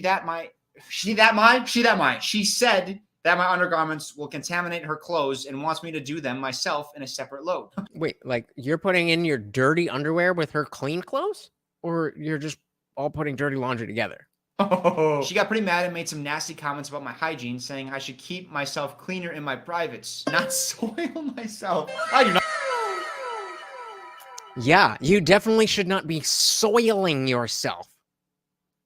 How is this a conversation? Well, maybe it's natural that men smell more. Oh, it's just a men thing. Yeah, I don't know. Just men smell more. Yeah, it's a thing. Getting pretty annoyed at being treated like I'm disgusting when I'm not. Aren't you, though? Aren't you though? I lived with my mom before her, who did my laundry and never said my boxes were dirty. I said if she keeps doing this, I will stop buying the groceries. She keeps telling me to bring on my commute from work, and she can do that herself. Oh, so like you're on your commute, and she like texts you like, hey, can you pick up some milk, right? There are three possibilities in my head of what's going on here. Number one, a breakup is imminent. You know, I don't want to wash your clothes. This is the first thing, right? This is the first thing. There'll be a second thing. And then she's like, you know what? Let's just rip the whole Band-Aid off. Yeah, I don't really understand the whole situation there. But again, you know, talking about the cleanliness from the last situation, it seems like a similar thing here where you're just a dirty dude. And the woman kind of maybe just didn't understand that or thought that it would get better over time or something. Like, what is wrong with people? This is why I don't go on Reddit. This is why I don't go on Reddit. Zippy said, my aunt works, so I split the difference. It's not a huge deal to cook and stuff in my trailer. No running water or bathroom. But I try not to be unsanitary, just disorganized and messy. I know how bad the OCD can be. I broke my white glove habits. Well, there you go. You know, working on stuff, getting better 1%, one day at a time. That's how we do it. Congratulations, brother.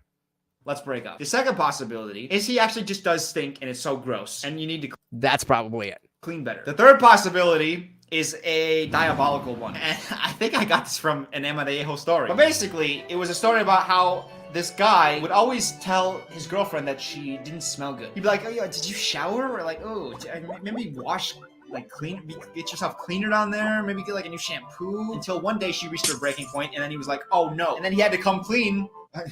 He had to come clean to her, and he was like, oh, my grandfather told me the story where I should always tell you you smell bad, because then you would never have the confidence to leave me because you think you stink. That's not. Don't do that. That's effed up. What? That is some 90 chess level manipulation. Don't tell women they stink so that they won't leave you. God, that's pathetic. God, that's pathetic. If that's the only thing keeping your woman around, you don't deserve her. Diabolical? It's unlikely. Very, very unlikely. But it's possible, all right? But otherwise, if it's the breakup thing, there's nothing you can do. Like, you're gonna drive yourself crazy trying to figure out your odor. And, like, I don't know what to tell you there. All right, Joe, I think I'm gonna take a little break here. Marathon continues. I saw extravaganza. It's not a marathon, it's extravaganza. Hey, I put out extravaganza in my title, so look at that. Kelly Green says some people call something OCD when they're just justifying their own laziness. Nothing OCD about a clean, sterile environment. Well said. Yeah, but I think it's the over, that's in general. We're overusing these psychological terms like narcissist and this and that. I think that's pretty much in the same category. Well, people will be hyperbolic, but yeah, I agree. Indie Film, our new member, says that this is dumb. You tell them that they are fat. I mean, has that worked for you in the past? I don't think that would go over too well. But let me know. Zippy says, how about when you spend hours cleaning a single spot? Never done that. So sounds like you might legitimately have OCD. All right. So the next one is, am I the a-hole for choosing to go on a trip with my girlfriend instead of taking care of my struggling brother's son? There's always so many people involved in this. Okay, so we got, what's the name here? Throwaway uncle. Okay, so we got a dude. He went on a trip with his girlfriend instead of taking care of his nephew. Okay. Am I the a-hole for choosing to go on a trip with my girlfriend instead of taking care of my struggling brother's son? This guy's 24, his brother's 31, and his wife, Emma's 28. They have a son, Kyle, who's 4. They moved to my city last year because Emma got a new job. So, predictions. Is this going to be like the first story that we read where, or did we read it? Yeah, the first story that we read where they got a free trip to Disney, but they didn't get the same hotel, and the people who got the free trip were being entitled? Or is it going to go the other way, where there was a legit reason that you should have taken care of your nephew? I'm going to lean towards the former, because at the end of the day, your kids are your kids, not your brother's kids, not your parents' kids, your kids. He says, yes, I was lucky. I broke the white glove habit. Now it's, I have to organize so I can clean. I don't know if it's a better place, but it feels better. Hey, man. Whatever works for you. Whatever works for you, brother. Glad to see it. All right. Indy says a legit reason. All right. Let's see. They would occasionally ask me to watch Kyle because I work from home and have very flexible hours. I personally do not like kids at all. Agreed. No one talks about this. Kids? Super downers. My own. Yup. Own kids? Greatest things ever, right? Because they're like little me's, right? I can shape them and mold them to be as like me as humanly possible. I feel like I wouldn't even like my own kids. I'm gonna be honest. I feel like I wouldn't even like my own kids. Not until they're old enough to be like real people. Maybe I'm just a curmudgeon, but... Which means they'll end up pretty great. But other people's kids, they suck. So I understand where this guy's coming from. He doesn't like kids, but I was happy to do it at the time because I wanted to help them. Now, the issue started near the end of last year when Luke decided to change careers. His new job required him to go to work a lot more often, make substantially less money. This left them depending on me more and more to take care of Kyle. It went from once or twice every 2 weeks to around 3 days out of the week. To make matters worse, Kyle's behavior changed drastically. To be completely honest, I could barely stand the kid anymore. Kid sucks. Surprise. Constantly running around and screaming while I'm trying to work, and he's just overall being a little snot. My sister-in-law Emma was over the other day picking up Kyle, and she made some comments about getting rid of some of the dangerous furniture in my house, like tables with glass edges and stuff. And she also made a joke puppy about on board in his house because they're planning to have a daughter.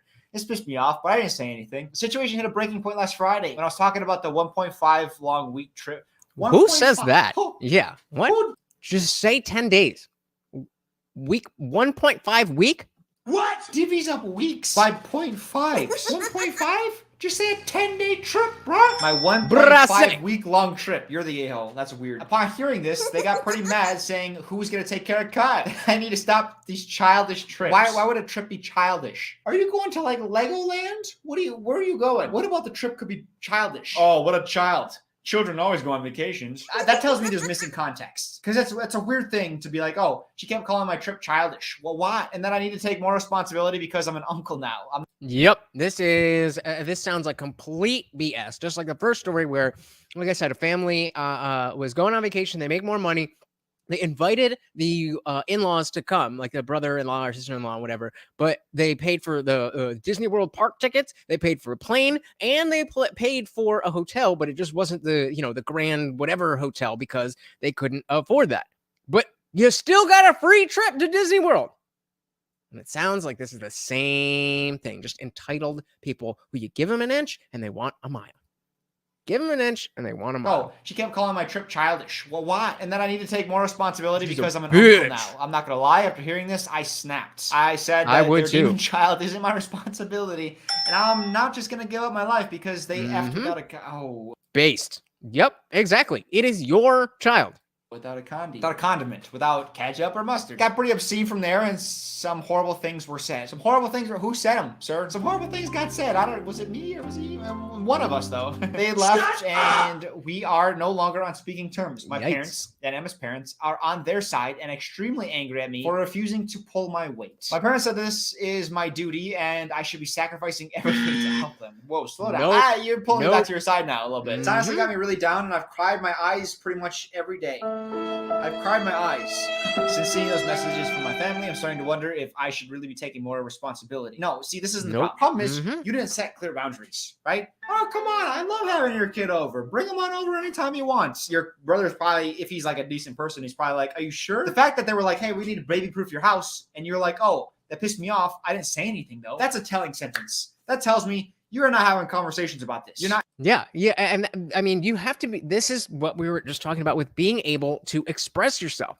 And film says, I think I misread this a little bit, but the guy takes on the responsibility of a child and then tries to back off. No, it's just that they needed, the in-laws or whatever, his brother needed him to take care of the child, but dude was already going on a trip. And he's like, all right, well, suck to suck. I'm going on a trip. Like, and they're trying to manipulate him by your childish trips. At least that's what it seems. Obviously, we only have the information that's in the post, but it just seems like people who are like, "Well, you're an uncle now. You're supposed to do this stuff."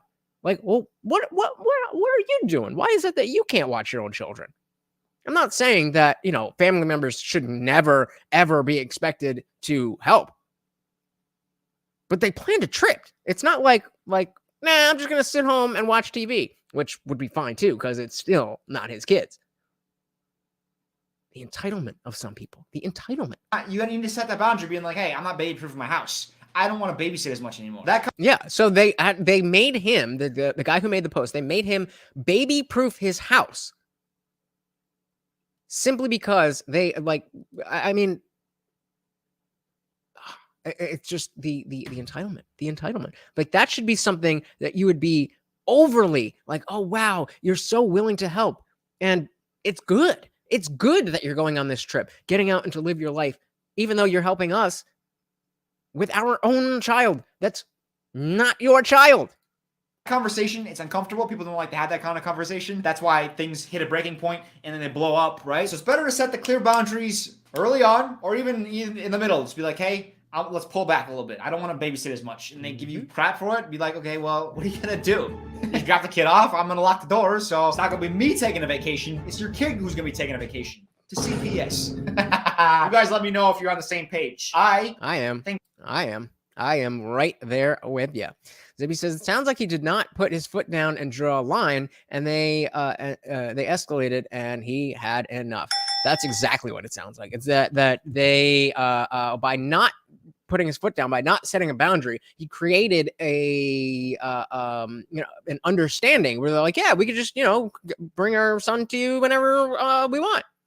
And so even though that's not right, it is still a little bit on him for not putting his foot down, for not making that boundary. And that's important. In every aspect of your life, you have to be comfortable setting your own boundaries. But well said, Zeppy. I completely agree with you. I think that this guy, not the a-hole. I don't think that the brother and the sister-in-law are the a-holes either, because I don't think this guy set boundaries. And also, I'm a little bit concerned about the omitted information. They made I mean, can you put it that much on him for not setting the boundaries? Like, yes, you're definitely right that he didn't set the boundaries that he needed to set. But especially if this is like the first kid amongst the siblings, there's no rule book. There's no guidebook to this. So maybe he was just trying to help, and he didn't realize that this would open the door to them thinking that they could just take advantage of him all the time. Hey, welcome back, Jeff Pearson, our very first channel member. Said he opened himself up for it, like a guy who gives flowers on the first date, marries, then never gives flowers again. Interesting. I agree with you on the notion that this is, he's setting the precedent, but I think that's completely different from your brother and watching their kids. Like, he did open himself up for it, but the expectation that if you give flowers on a first date, like when you're married to someone, there should still be some level of just romanticism and courting and stuff like that. But that's not the same thing for I mean, maybe I'm wrong. You guys tell me if with your kids and your siblings' kids, if there's a higher expectation that you just take care of them whenever and cancel vacations to take care of them. Like, again, I ask where he did it, as the channel guy here said. There's some information missing here, so we don't have the full story. But again, I'm with Zippy. I think the parents just have no awareness, or they know exactly what they're doing. They know exactly what they're doing. They know they know that the poster here will not set those boundaries, and they're like, all right, let's see what we can get away with. Either no awareness or super awareness. Indie Film says, if he's taking on the responsibility of a child, he's no longer an uncle. He's a parent. So he would be expected, just like any other parent, to figure out what to do with the child. I don't think he took on the responsibility of the child in that way. I think he was just willing to be a supportive uncle. And then the parents overstepped their boundaries. It's not like he adopted the kid or anything. I didn't feel bad for wanting to go on a trip. Like, if he's a single guy or, has a partner, doesn't have a child, basically, what I'm saying. That's his right. Like, he should be able to go on vacation whenever he wants. You can't stop him from doing that just because you need a babysitter. They abuse his willingness to help, essentially. That's the sentiment. That's just kind of like human instinct. Someone's like, hey, I'll look after your kid, and I have no problem with it, and then they never bring up any objection to any time you're like, hey, can you take care of them? It's not really you're abusing it, because you don't know that they don't like that, right? Until they communicate it. And this guy doesn't seem like he's communicating. I mean, I guess that's fair. But again, to go back to what Zippy said, like, you should have a level of awareness that you shouldn't be able to feel entitled. Again, that word coming up. Feel entitled to insult him because he's not going to take care of your child. It's your child. Yeah. All right. So moving on. Am I the a-hole for deleting my cousin's precious wedding photos? I'm going to lean towards yes. However, we've got not the a-hole badge. So we definitely got a twist coming. I'm the a-hole for deleting my cousin's precious wedding photos. So this is a 17-year-old kid. He agrees to take wedding photos for his cousin Sarah's 17. wedding. She's 26. There was also another photographer, a friend of the groom, who was taking photos of the groom and his side getting ready. And he was also taking photos at the wedding and reception. Okay, so we got a 17-year-old in charge of the photos, but there's also somebody else there. Jeff says, it's a little hard for me. I don't know. I don't know what we don't know. In my area, it's common for family and neighbors to watch family and kids to a degree. And that's exactly it. To a degree. Like, would it be reasonable for if you had a trip planned for your brother, which is the situation, to say, I need you to cancel your trip because I need a babysitter? What? That sounds crazy to me. Like, if I'm around, of course. If I'm doing nothing, of course. Why wouldn't I? But that assumes I'm not already doing something. Specifically, something that costs money to set up, costs money to cancel. Like, that's a whole thing. But I agree with you that it is common for families and neighbors to watch families and friends' kids. But like you said, to a degree. And I think that's the crux of it here. Well said. Zippy is strange, so the parents should not be pushing crap on others, but it's working with him. Yep.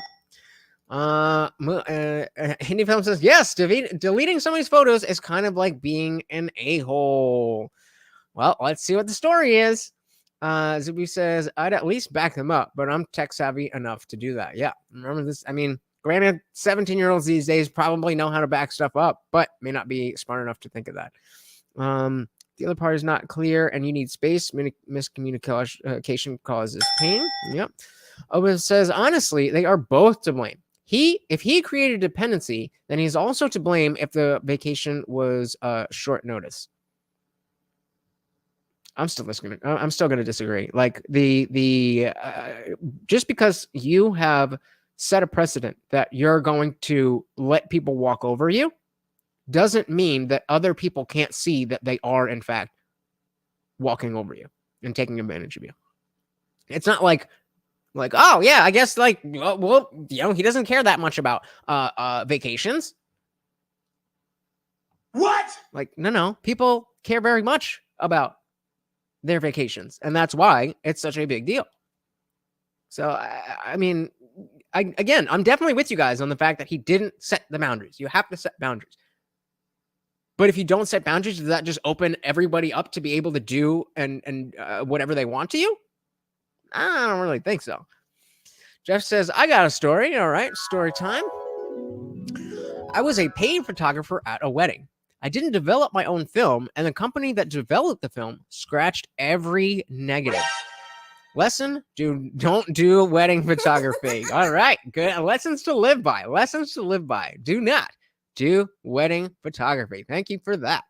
All right. So remember, we got a 17. I think he said, let's double check. Because I think he said there's the 17-year-old, but then there was somebody else. Cousin Sarah's wedding. She's 26. There was also another photographer, a friend of the groom, who was taking photos of the groom and his side getting ready. And he was also taking photos at the wedding and reception. Okay. He is focused on the groom's side, but he's still a professional photographer there. Actually, not a bad idea to get the kind of like dual sides of it. You can do a lot with that footage. Since I wasn't a professional photographer by any means, I told her I would only charge $50 for the entire day. That seems low, right? Yeah. At the same time, you can't hire somebody who's never shot a wedding before to be your wedding photographer, because it's your only day, right? If the settings on the camera aren't proper, they're just overexposed, the images get ruined, you don't just have like another wedding. So yeah, so that's again, we the thing was about deleting photos. So it's one thing if the photos didn't come out well, it's one thing if the you didn't capture the moment, but we're talking about deleted photos. So what he just said is definitely legit, but where does the deletion come in? That's the real crux of the issue. Oba says, women are psycho at the best of times. During their weddings? Yeah, no, you couldn't pay me enough to deal with brides on the daily. That's a good point. That's a good point to piggyback off of Jeff's story. Maybe stay away from the whole wedding industry. It's probably a lot of money, but is it worth it? Is it worth it? Indie Film says, okay, so being walked over versus agreeing to be a parent are two different things. If you agree to be a parent, you have to be the parent. Yeah, I think you're misreading the situation. So the guy who wrote the post is the uncle. He's not a parent in any way. He's an uncle. So they have the parents. The parents wanted a babysitter, but the guy already had a trip plan, and he wouldn't cancel the trip to babysit the kid. And they got mad at that. So he's not at all agreeing to be a parent in any way, shape, or form. All right, so back to our wedding. Camera aren't proper, they're just overexposed, the images get ruined, you don't just have like another wedding. So I think a lot of people who shoot weddings will shoot one or two for free, and then they get like a little portfolio so that people can see like, oh, right, this is what I get for however much they charge, yep, right? So, and when I say entire day, I mean it. From 8 a.m. to 10 p.m., I was with her taking photos and basically being harassed by her bridesmaids, and my aunts. Okay, so that's where does this come from? If put it in writing, who owns the photos? Because I guess that it would be that you own the photos as a photographer and you're licensing them to the people. That makes sense, right?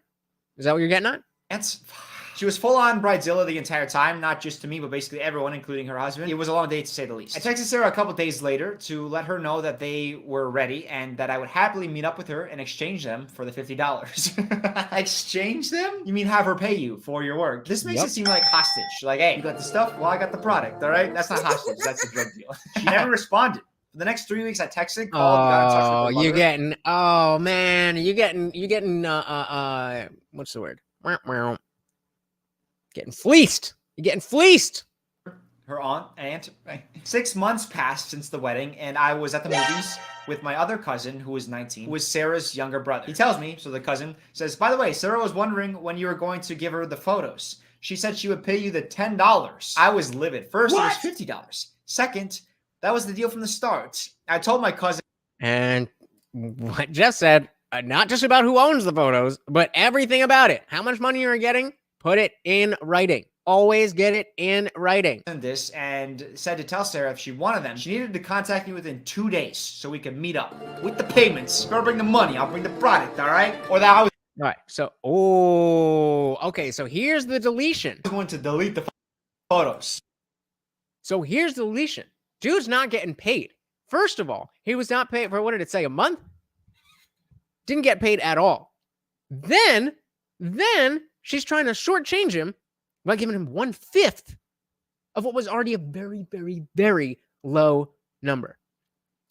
Yeah, so just says, yeah, you can't just use the images in any way you want, but if you took the photo, generally you own them. Wise words, Jeff. Wise words. Thank you for that. So yeah, let's get the full.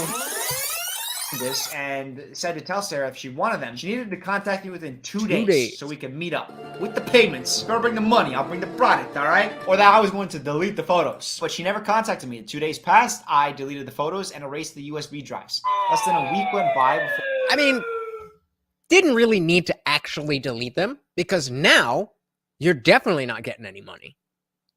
So maybe a stupid move, maybe not the a-hole move, but definitely stupid. Because now your leverage is gone. You're definitely not getting paid now. For my aunt called me in a fit because I threatened my cousin into paying me. I told my aunt that she was. Which one do you guys say? Aunt or aunt? Put it like the spell it normally if you say aunt, or put it like the insect if you say aunt. She had a little over 6 months to put together $50. Listen, you don't have a wedding. Yeah, I completely agree, Andy Film. He didn't have to delete them. Storage is not that expensive. He's got extra hard drives at his house, and he could have just held out completely. Okay, so Indy says aunt, Opus says aunt, and Zippy says aunt. So I'll say, I say my aunt, but I'll say auntie. So it's usually auntie whoever. But that's my aunt. Just curious. If you can't afford a $50 payment, don't have a wedding. Weddings are thousands of dollars. Don't have a big ceremony or even any ceremony if you can't afford $50. Yeah, how much does the average wedding actually cost? She refused to respond to me no matter what I tried. Yeah, because you deleted the photos. If you still had them, then you would have some leverage. And that it was too late now because the photos were gone. That's what he told the aunt. The aunt or aunt, uncle, and a few other relatives have been refusing to talk to me or my parents because I deleted precious photos that could never be taken again. All because of greed. Oh yeah, these precious photos. I mean, it's not for greed, but I still don't think the deletion was warranted. I think that there's certainly, like, if you hadn't deleted the photos, you'd be completely in the right. Like, I have your photos, bitch. Just give me the money. But now that you deleted them, like, so Jess said, I miss it. Are these all family members? Their family reunions must be fun. So yeah, this is the 17-year-old cousin took the photos for the 26-year-old cousin's wedding, then was hanging out with the woman who had the wedding, her younger brother. They went to the movies, and the younger brother was like, yo, as soon as they, like, something about $10. And he's like, hold up, 10. We said 50. What you talking about? What you talking about, Willis? Oh wow, 20 grand for a wedding? Nah, not happening. Oh man, no way. He says, I'm in the South, damn it. We cannot enunciate here. Fair enough. And yeah, good point. There was another photographer there who was a professional. And they did say he was focusing on the groom side. So that definitely, and it's, on the groom side, it's just a bunch of dudes in suits. So definitely I definitely would not have deleted the photos. Yeah, I think that was one step too far. I think holding on to the photos and saying, look, you're not getting these until you give me the money that you promised you would pay me. Perfectly fine.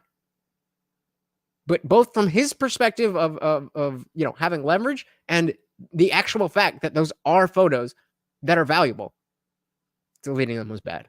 Bad move. Photos that you couldn't pony up $50 for, you've lived without them for the last 6 months. You can go the rest of your life without living with them, right? Huh? Yeah, but they assumed that they still existed. My mom thinks I should apologize and that I'm just being stubborn. You are being stubborn, but I don't think it's wrong. I think you're in the right. Am I the a-hole for deleting my cousin's wedding photos? Yes, you are the a-hole for deleting the photos. You are not the a-hole for being stubborn about all of the rest of it. Absolutely not. Put yourself in the woman who got married's shoes. What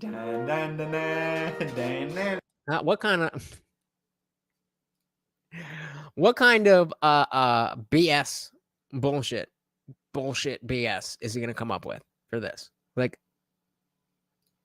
well, he's family. That's exactly why you shouldn't extort him and use his free labor. I mean, right?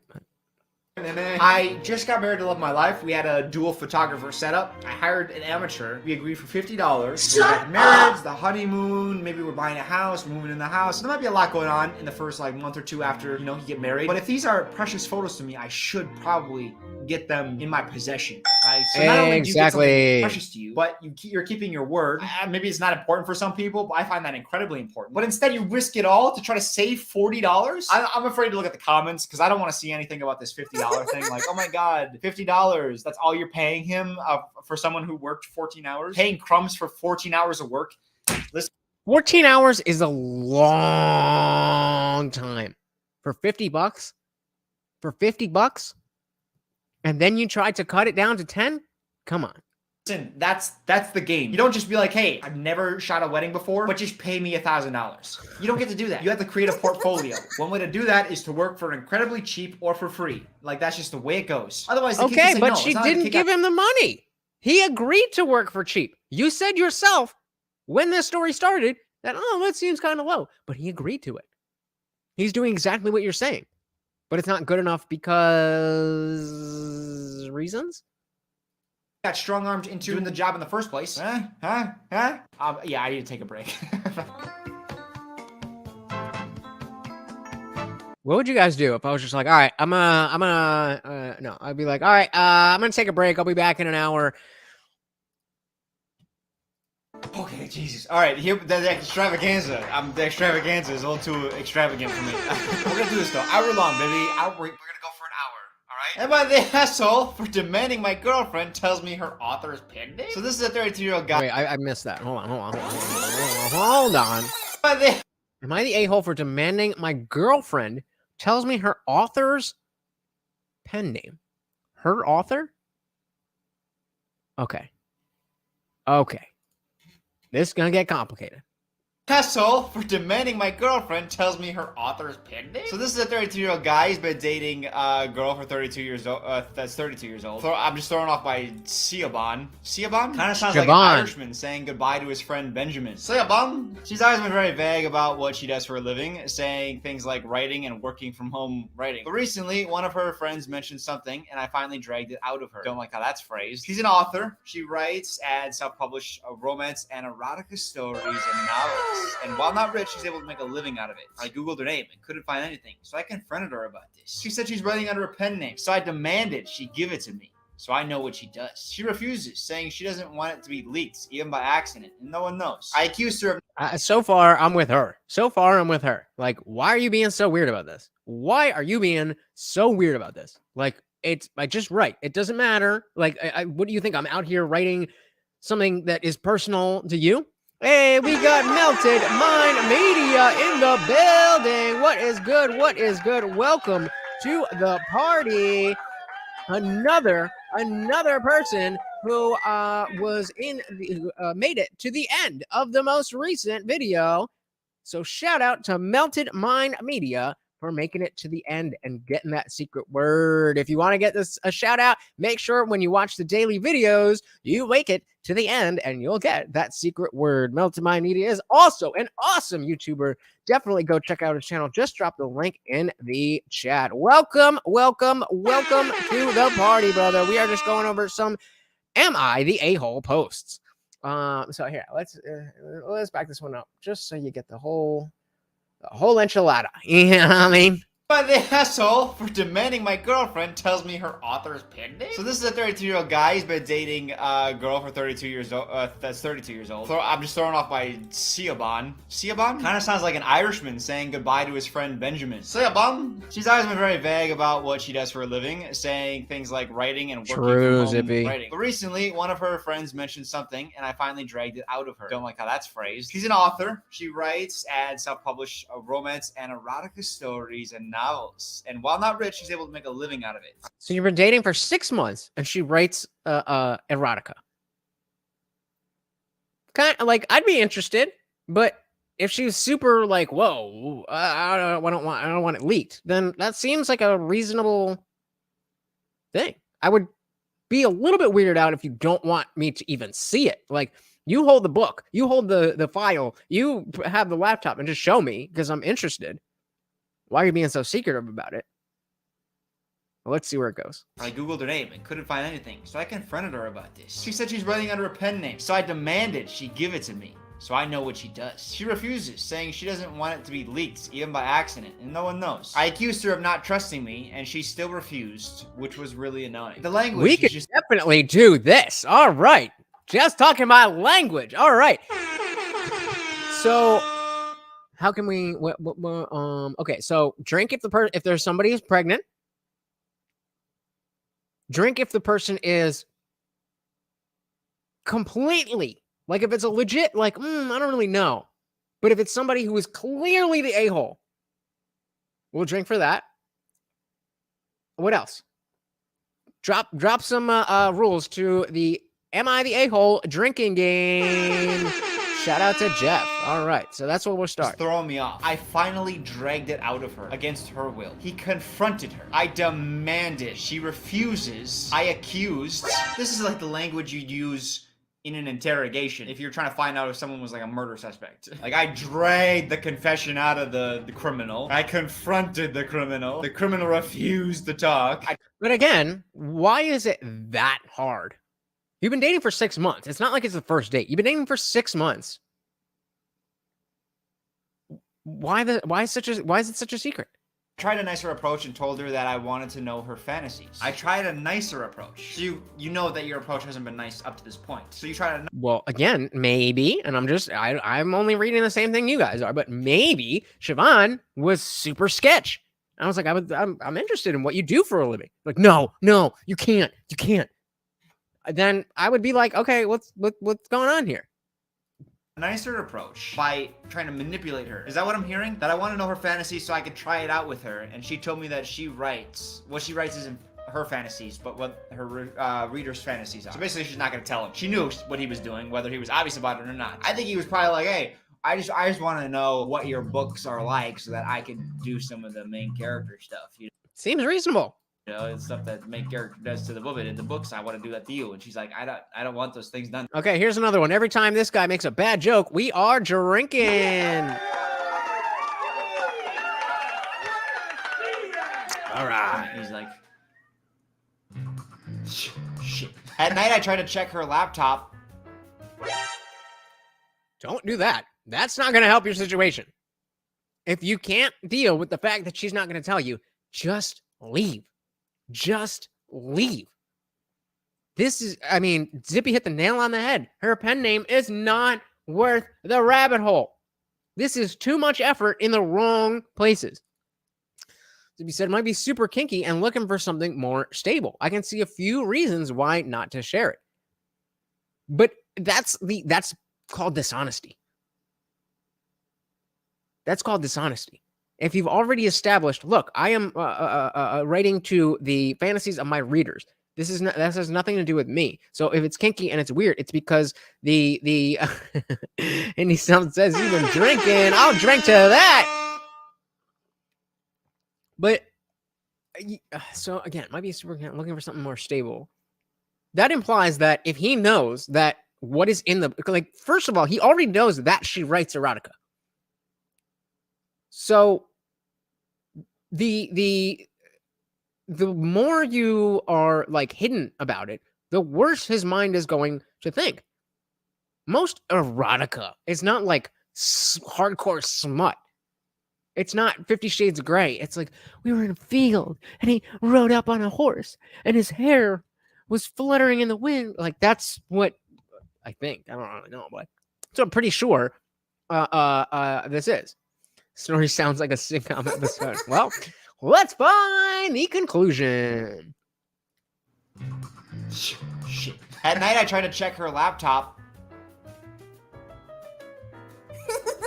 You are very bold in what you're willing to reveal to us to determine who's the asshole. But she changed her password before bed. I was in. If she's changing her password that often, every time she goes to bed, but she saying she changed her password before bed makes it sound like you knew her password and now she changed it to a different thing. Not a lot of trust going on here. Annoyed. Oh, wow. And I told her she clearly doesn't trust me. Nani? I don't think anyone should trust you. And it's not fair because I have a right to know. Do you know? I mean, I think that she should definitely be willing to divulge that. Do you have a right to know?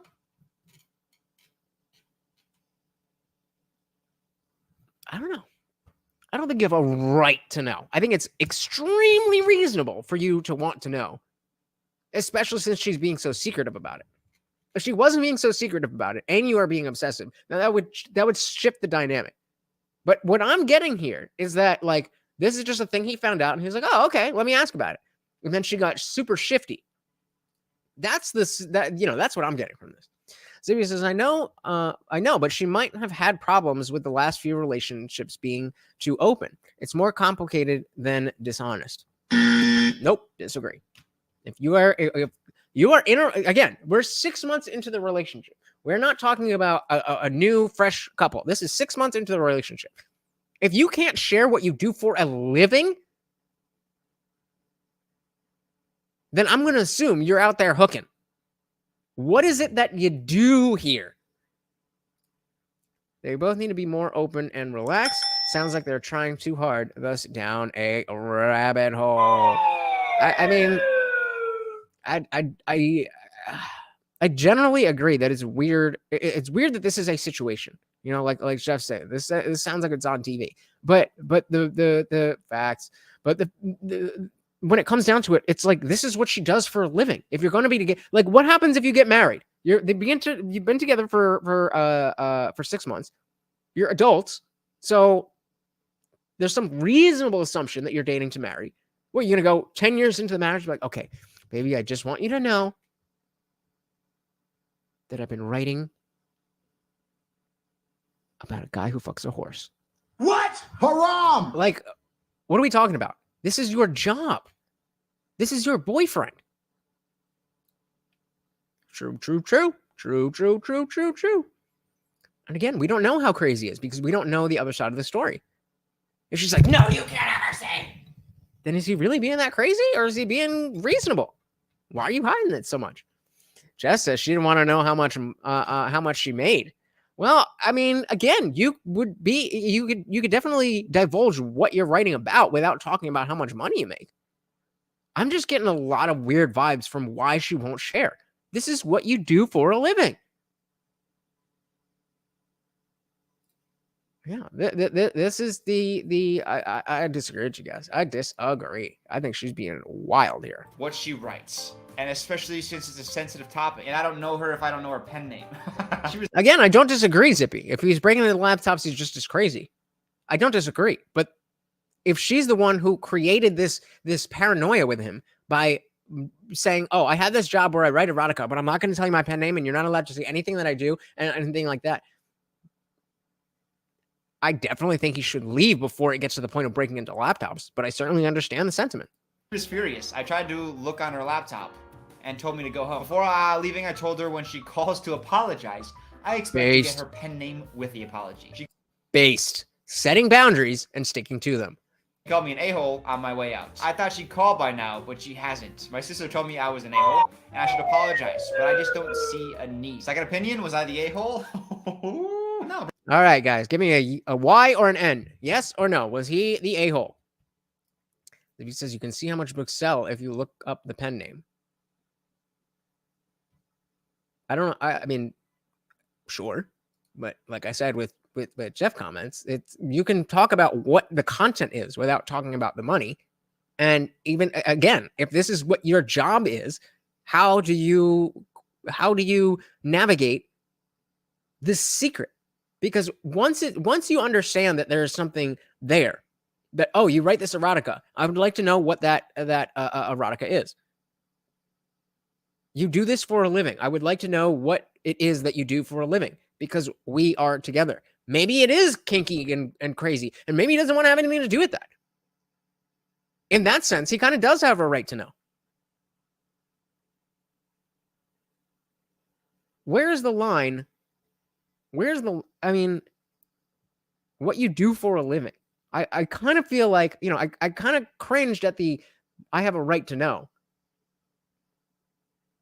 But it's weird. It's weird and sus to not tell your boyfriend of 6 months what you do for a living. I'm just saying. Zibby says he's the a-hole. I agree with Melty, but they both are. Opa said if he snooped on her laptop, then yeah, he is an a-hole. I think you guys are giving way too much credit to her, but I mean, bro, no. I think you acted reasonably, rationally, calmly. The crazy thing is, and again, I agree that going on the laptop was a step too far, but in the context of the story, she's the a-hole. Like the fact that you might be slanting the story, this is coming from you, and you are so clearly the asshole. Like, it's impressive how little self-awareness you have. You're just a walking red flag. These are so facts. Oh, this is a good one. Am I the a-hole for Okay. Am I the a-hole for making a teenage girl weigh herself at the top of a water slide? I already know where this is going. He works at a water park. Girl's too fat. She lied about her weight, and it's going to break the thing. Yes, I agree. He could have shared his worries, and he did. And she said she's not telling him. So what happens when you do share his worries and go down that path and try to work with her, and she says no? What you should do is leave. But if you're not going to leave, which, again, you should do, then what are the alternatives? That's a direct question to you, Zippy. What is the alternative? Once he's gone down this road, he's gone down that path, he's trying to work with her, and he should have left, but he didn't. So what is the alternative?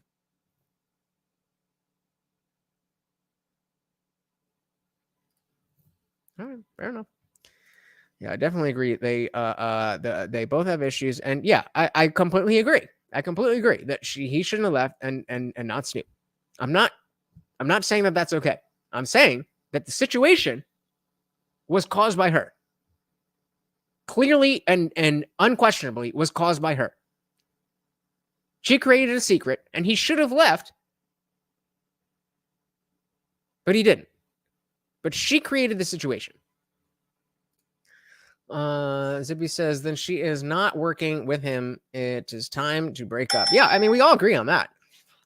He engaged in some minor stalking. All right. That's a little overwhelming. Making a teenage girl weigh herself at the top. Hey, we got the brick wall in the building. Welcome to the party. Am I bald? Oh, shit.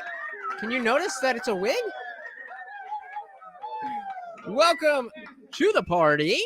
We are determining who is the a-hole. Happy Memorial Day weekend. Welcome to the party.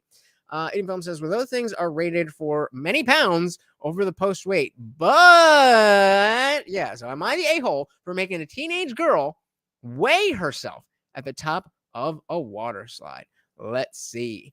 Brickwall said, you might as well talk to... I am talking to you, bro. What do you mean? We got Luke in the building. What is good, Luke? Welcome to the party. Nice to see ya. Welcome. All right, we got a new one for the drinking game. Jeff says, drink if she asks to talk to his manager. I like that one. All right, am I the a-hole for making a teenage girl weigh herself at the top of the water slide? I work as a lifeguard at a water park, and part of my job includes managing the top of the water slides. To make sure no one does anything dangerous, like going face first, cramming too many people onto one inner tube, etc. I'm also instructed to ask anyone who looks like they could be overweight to weigh themselves, because it's a 250-pound weight limit, to weigh themselves on our scale and deny them entry if they refuse. Okay, so end of story. That's the policy. You're too fat. Get out of here. You are going to break the slide. You are going to hurt people.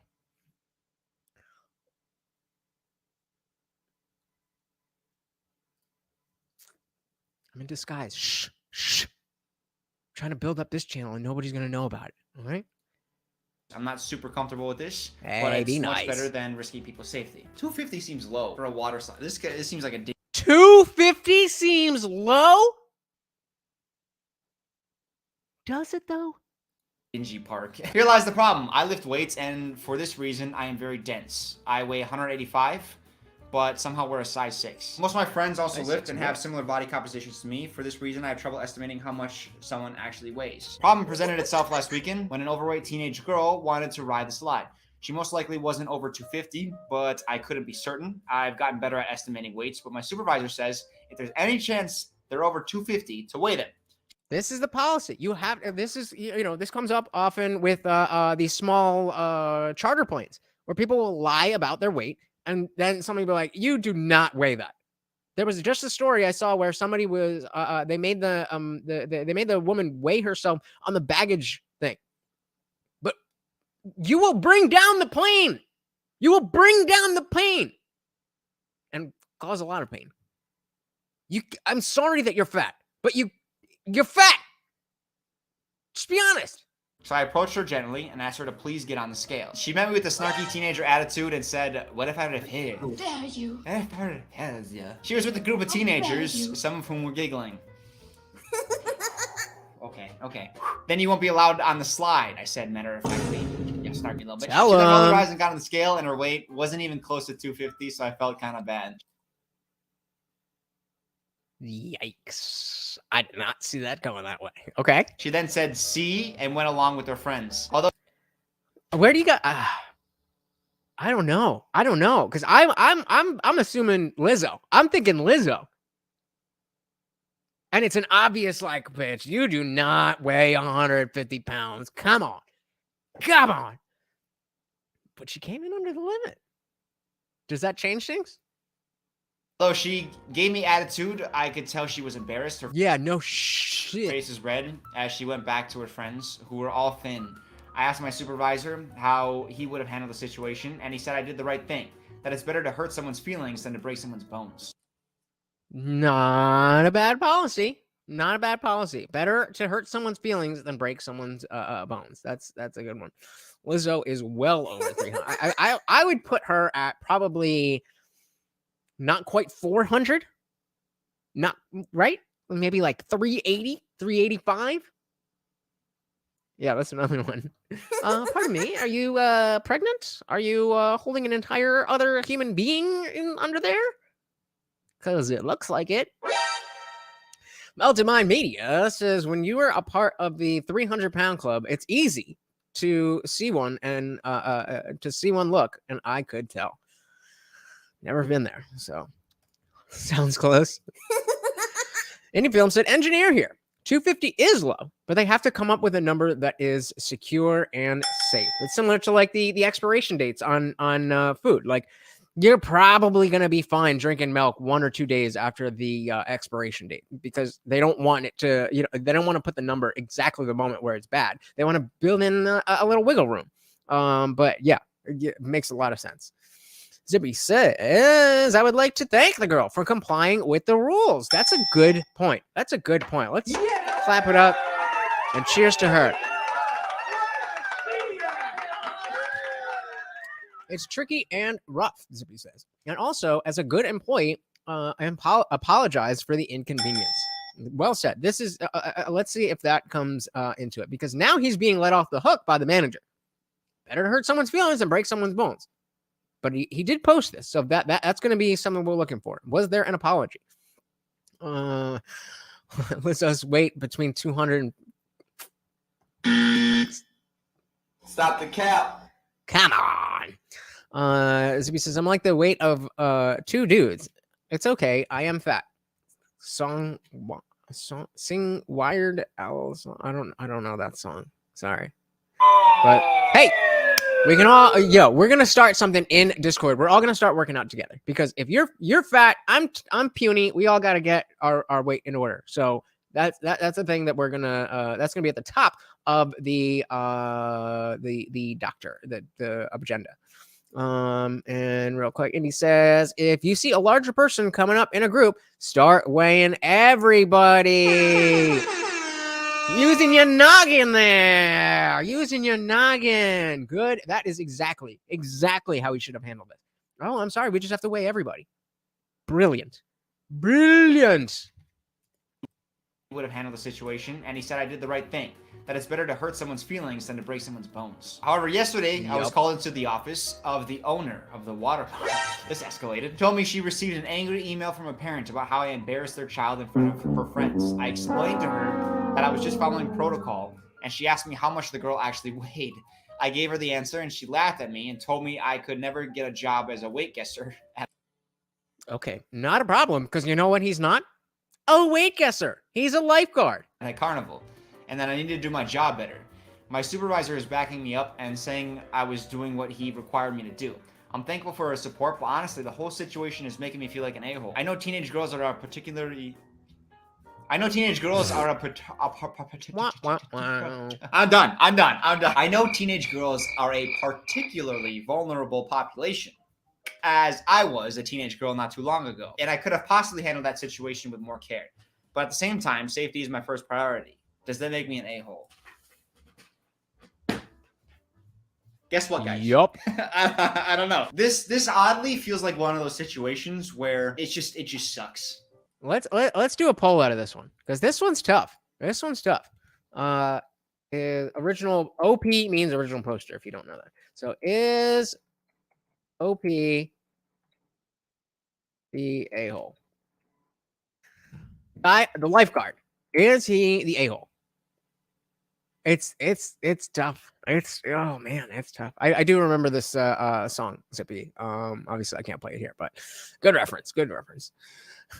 Girl on girl cry. All right, yeah, let's get these last few details again and let me know what you guys think. Extravagant for me. We're gonna do this though. Hour long, baby. Wait, what just happened? By the asshole for demanding my girlfriend tells me her offer's pending. So this is a third specifically stand there to feelings, maybe a little bit of making me feel like an a-hole. I know teenage girls are a particularly vulnerable population, as I was a teenage girl not too long ago, and I could have possibly handled that situation with more care. But at the same time, safety is my first priority. Does that make me an a-hole? Ah, so the lifeguard was a woman. I think that kind of lessens the I didn't even realize what you were saying. I think that lessens the impact, because if it's a man saying, bitch, you look fat, where it's like, hey girl, I just got to do my job here. Where are we at? 4 votes. Everybody saying no. Does anybody say yes, that this lifeguard girl was the a-hole? Guess what, guys? I don't know. This oddly feels like one of those situations where it just sucks. But I don't know that you can call this person an a-hole, because it wasn't done out of malice. But your over caution may lead to, some hurt feelings, maybe a little bit of bullying, potentially. You don't know. That's tough. I don't know. Got your name wrong. Sorry, Indy. It's fixed now. Shout out once again to Jeff Pearson and Indie Film for signing up for the channel memberships. Available now. I don't know. I don't know what do you do in that situation? Comments. I need help. I need help. You guys tell me, and then also comments. It's a horrible policy, though. I don't know that it is. You can't just do away with the policy to not hurt people's feelings, and then it's dangerous. Exactly. Asking people to weigh themselves in front of everyone if they appear fat, that's yeah. I guess you could just weigh everybody, but then people are gonna talk about like, why are they weighing us? Oh, if you're overweight, you can't weigh. So that it's gonna happen anyways, you know. Do you have any idea what that could do to someone's psyche? Y'all need to change that policy ASAP. Change it to. Do you have any idea what that could do to somebody who's standing underneath the slide? Like this fat acceptance, who was just saying it? Opus. Yeah, this fat acceptance movement is 1,000% wrong and terrible for society. We care more about people's feelings than people's actual physical well-being. Opus said, Jesus fucking Christ. They don't feel bad enough if they haven't chose to make a change. Fat facts.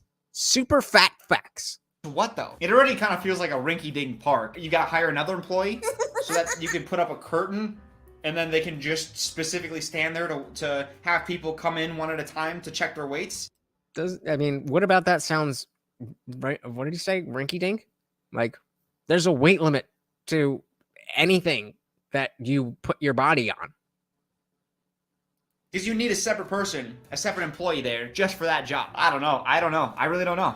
Hey, we got a super chat. Where is Morty? He is right here. He is scared of the thunder, but that will not stop him from eating a treat that comes with every single super chat. Thank you for the $3.99 from Indie Phil. Thank you. He very much appreciates that. He is very scared. He's a little bitch when it rains, and it's not raining, but it is Memorial Day, so the fireworks that are just about to start in probably 10 minutes are going to freak him out. So thank you very much. That is definitely going to make him feel better. Thank you, sir. All right, where we were. They can just specifically stand there to have people come in one at a time to check their weights. Because you need a separate person, a separate employee there just for that job. Do you know? I don't know. It was How I Met Your Mother. How I Met Your Mother. There was a scene where a dude was like, "Oh, I work as a this job," and it's like, "Go. Do you think you could do that?" And then the other character's like, "Yeah, go." Like, "Oh, you didn't say wait. Now somebody's dying," and like that was the whole thing. And like the you have to have these types of things in place. You have to have safety measures in place. What are we even talking about? Melton My Media says, let's have a vote to take weight out of plane fueling math and let everyone who voted yes on the plane first. Well, let's see how far that fat missile goes. I love that idea. I love it. Zippy said, well, if the fireworks sounded 100 times louder, you'd be stressed as well. Indeed, I would. Indeed, I would. And that is why he is right here. He ain't going anywhere. I got my boy, and you guys are helping out, and I very, very, very much appreciate it. I don't know. I really don't know. If someone is too heavy and gets hurt, it's their own fault. Public humiliation is not the answer here. I have to disagree. No, if someone is too fat and you don't stop them, then it's your fault. They don't know what the weight restriction is. So if she had gotten hurt because she was too fat and the lifeguard didn't say, hold on, let me weigh you, that would have been her fault. Last year, a 14-year-old died at a floor. Oh, I saw that. He was just too big for like the thing that locks him into place, and then the ride goes up, and then it. And so does he. Just broke, and he. Oh yeah. Ugh. Don't get me wrong. Being embarrassed for your weight sucks, but if I were in the poster's shoes, I'd rather embarrass someone 100 times than be indirectly responsible for their death or permanent disability. What do you do, man? You don't want to make people feel bad. If it's to protect them. I want to feel bad. Everything's about how I feel, and I feel like I'm bad, and I don't want to. Shut up! I don't know. That's tough. I'll leave it to you guys then. Am I the a-hole for telling my kid if he can't share his food, it might be time for him to move out? Okay. Am I the a-hole for telling my kid if he can't share, quote, his food, it might be time for him to move out? I'm going to just go out on a limb and say it is time for this person to move out before we even get into any of it. Let's see. On Valentine's Day, I got 2 large pizzas for my family to eat. Oh, how romantic. And then I went to work. When I got home from my night shift, I went into the fridge and saw that there was still half a pizza left. For some reason, the details here just don't feel relevant. What are you saying? You're a liar. You say you have 1 million subs, but it says, okay, I don't get it. I warmed up 3 slices for my supper and watched some TV with my cat while I ate. If the cat, the television, the number of slices, if none of that is relevant to the later parts of the story, you're the asshole. My son got up before I went to bed and looked in the fridge. He got upset that I ate the food he was planning on taking for his lunch. There is lots of other food in the fridge. He said he told his mom that he was taking the pizza for lunch and that I was greedy for eating it. My sin came back into the room. My son. Is that a Freudian slip? My son. Yeah, yikes. And Rome says, if a kid is over 18, and then it's time for him to move out. So, you are not the a-hole. Okay, that's good. Let's try again. We got you. I got you, brother. That's not a typo. That's how he refers to his son. That's my sin. We did the deed. Me and this woman, and there's the sin. 18 years of payments right there. Really, bro? Couldn't even use one that wasn't stock footage. That's my sin, huh? Sin came back and I love that so much. My sin came back into the room and he started arguing again. And he had already claimed the leftovers for himself. This is where I might be the a-hole. I asked him for how much he paid for the food, huh? $0. No dollars, huh? I'll find it. How much you pay for rent? $0, boy. Utilities? Nada. Not a thing, huh? I'll eat my pizza. Oh, yeah. Remember? Bad jokes. That's a drink. Yummy. Need a refill. It's so delicious. Well, letting them live here, so he can save money while he's getting scammed. But I'm sick of this entitled little jerk. I told him if he has problem with me eating his leftover food, maybe he should move out so he can have his food safely stored away from me. This is not funny. Huh? Stop doing that. Huh? My pizza, huh? Then my wife says I'm taking it too far, huh? What are really? You doing, huh? Put it back down. I'm about to skip this whole thing. How much time is left in this chapter? Pretty quick, and he said he was sorry for me for saying anything, huh? My wife says I'm being an a-hole for scaring him and kicking him out. I'm gonna drink again for this bad joke. I would never, but he thought it so. I'm gonna make sure the best way to keep the food I pay for, safe for me, is to live. Bro, I'm not even listening. I'm not even listening. What even is he saying? Jess says, I'm okay with my kids putting their name on something they want to save, but no name, no complaints. That's the rule. That's a pretty good rule. That's a pretty good rule. All right, so I can't take him talking like this, so we're just going to skip to the next one. In the writing, am I the a-hole for telling my parents? All right, am I the a-hole for telling my parents that they made their own bed so they can lay in it when they asked me for help?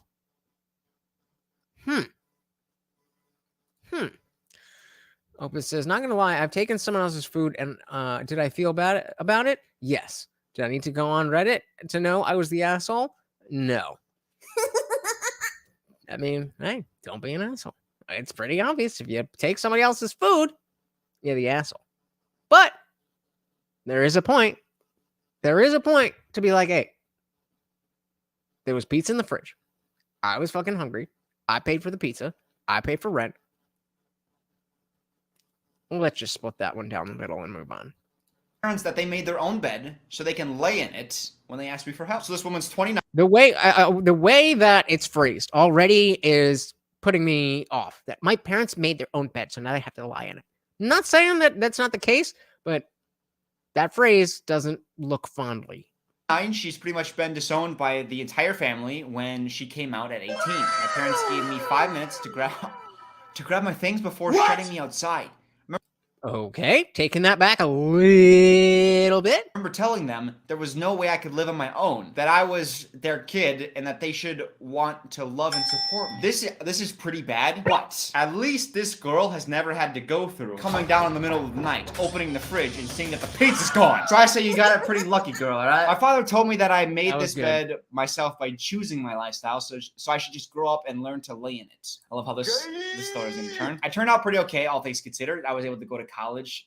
Sorry about that. Things just get worse when it rains and pours. I met my wife during our freshman year, and I've been with her ever since. We have a 2-year-old daughter who is the most precious little person in the world. Oh, such a cute little child. That's what that one guy thought about Kyle. The uncle, you remember him? Yeah? Oh, it's a cute little kid. I'll take care of him. Turns 4, little demon. We bought a house and we both have decent paying jobs. I consider myself to be incredibly lucky, and I can't imagine my life without my wife and our daughter. I don't know, but lucky. Like, you probably worked really hard to put yourself in these positions. I don't keep in touch with my bio family, so I don't know how my parents got my contact info, but they did. My mom sent me a message detailing the financial issues they were going through. They had to sell the house I grew up in, and they moved to some apartments. At the end of the message, my mom asked me if I'd be willing to help them out for a little while by letting them stay with me. I am now on her side. I am now with the dyke. They kicked you out because of who you were. And now, well, we don't have any money, and we had to move, so you'll help me out? Fuck off. Yup. That's gonna be a no. Yeah, okay. I didn't respond to them. They used the same one I did. Oh, wait, no. Oh, it is the new one. Okay. Message. I planned on pretending like I never saw it, but then I got a call the other day, and as soon as I answered, I realized my dad was on the other line. He told me the same thing as my mom, that they needed help. I said, that really sucks. Hope you figure it out. And then flat out asked if I was seriously not going to provide them with any assistance, asked why he wanted my help, and he told me that I should want to support my parents the way they supported me growing up.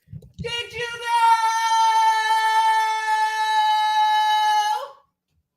Gonna say no. Oh, you mean very conditionally? Yeah, okay. I replied saying that maybe if their support of me hadn't ended the moment I told them I was a lesbian, I'd be willing to help them. But unfortunately, they made their bed themselves so they can lay in it too. I hung up on him, and later he left a voicemail calling me selfish and cruel for using their financial struggles to prove a point. Maybe it is cruel. I don't know. Edit, I sent my mom an email with a bunch of links to soup kitchens, food pantries, housing assistance, etc. And then I blocked both her and my dad. Oh, that's fucking base. I will drink to that for sure. Tell them soup kitchens? That's gangster. That is gangster, I say. In the most pure form of gangsterism. That is gangster. I agree, Opus. Good for her. Okay. Sometimes I doubt the authenticity of some of these AmITheA posts because they're just a little too, like, revenge fantasy, you know? Like, probably. It's Reddit. It's the internet. But can we just have some fun and pretend it's completely, honestly, directly real? Why not? It's just, like, too neat of a story. Like, this is like Cinderella. Like, cruelty of the parents. Well, it's not like Cinderella. It's not like Cinderella at all. I don't know why I made that. Like, in my head, I was like, oh, it's like Cinderella. No, it's not at all. But the parents were, like, cruel, turned their back on the kid, and the kid grows up living a successful life. Like, happy, good job, great family, and then the parents come and they're like, hey, we're struggling. We could use your help. I don't know. It's just too neat of a circular, perfect Hollywood story, you know? I genuinely will say it, preach kindness, you know? Like, just try to be as kind to people as possible, but you can't be naive to the ways of the world and the ways of people. If people mistreat you for long periods of time, it's just going to weigh on you if you just continue to show kindness to people that will just take advantage of you and disapprove of you and don't like you. So you don't have to treat them poorly. You could just remove them from your life and you don't have to feel guilty about it, even if it's family. This year at the end, I sent my mom an email with a bunch of links to soup kitchens, food pantries, housing assistance, and block them. That can come across as passive aggressive. It is passive aggressive, but it is perfectly reasonably passive aggressive. You gotta do what you gotta do. Opus says, not only did she do the right thing, but I am glad her parents fell on hard times to give her the opportunity to make that point. Yeah, I mean, that is poetic justice if there ever was. I'm not really in the business of being glad on people's downfall, no matter who they are, but you do have a point, sir. And dude, you do. just said I'd rob banks for my parents. I was adopted and they are the best. Yeah! Awesome. Very well. Cheers to you and your parents. That's awesome, man.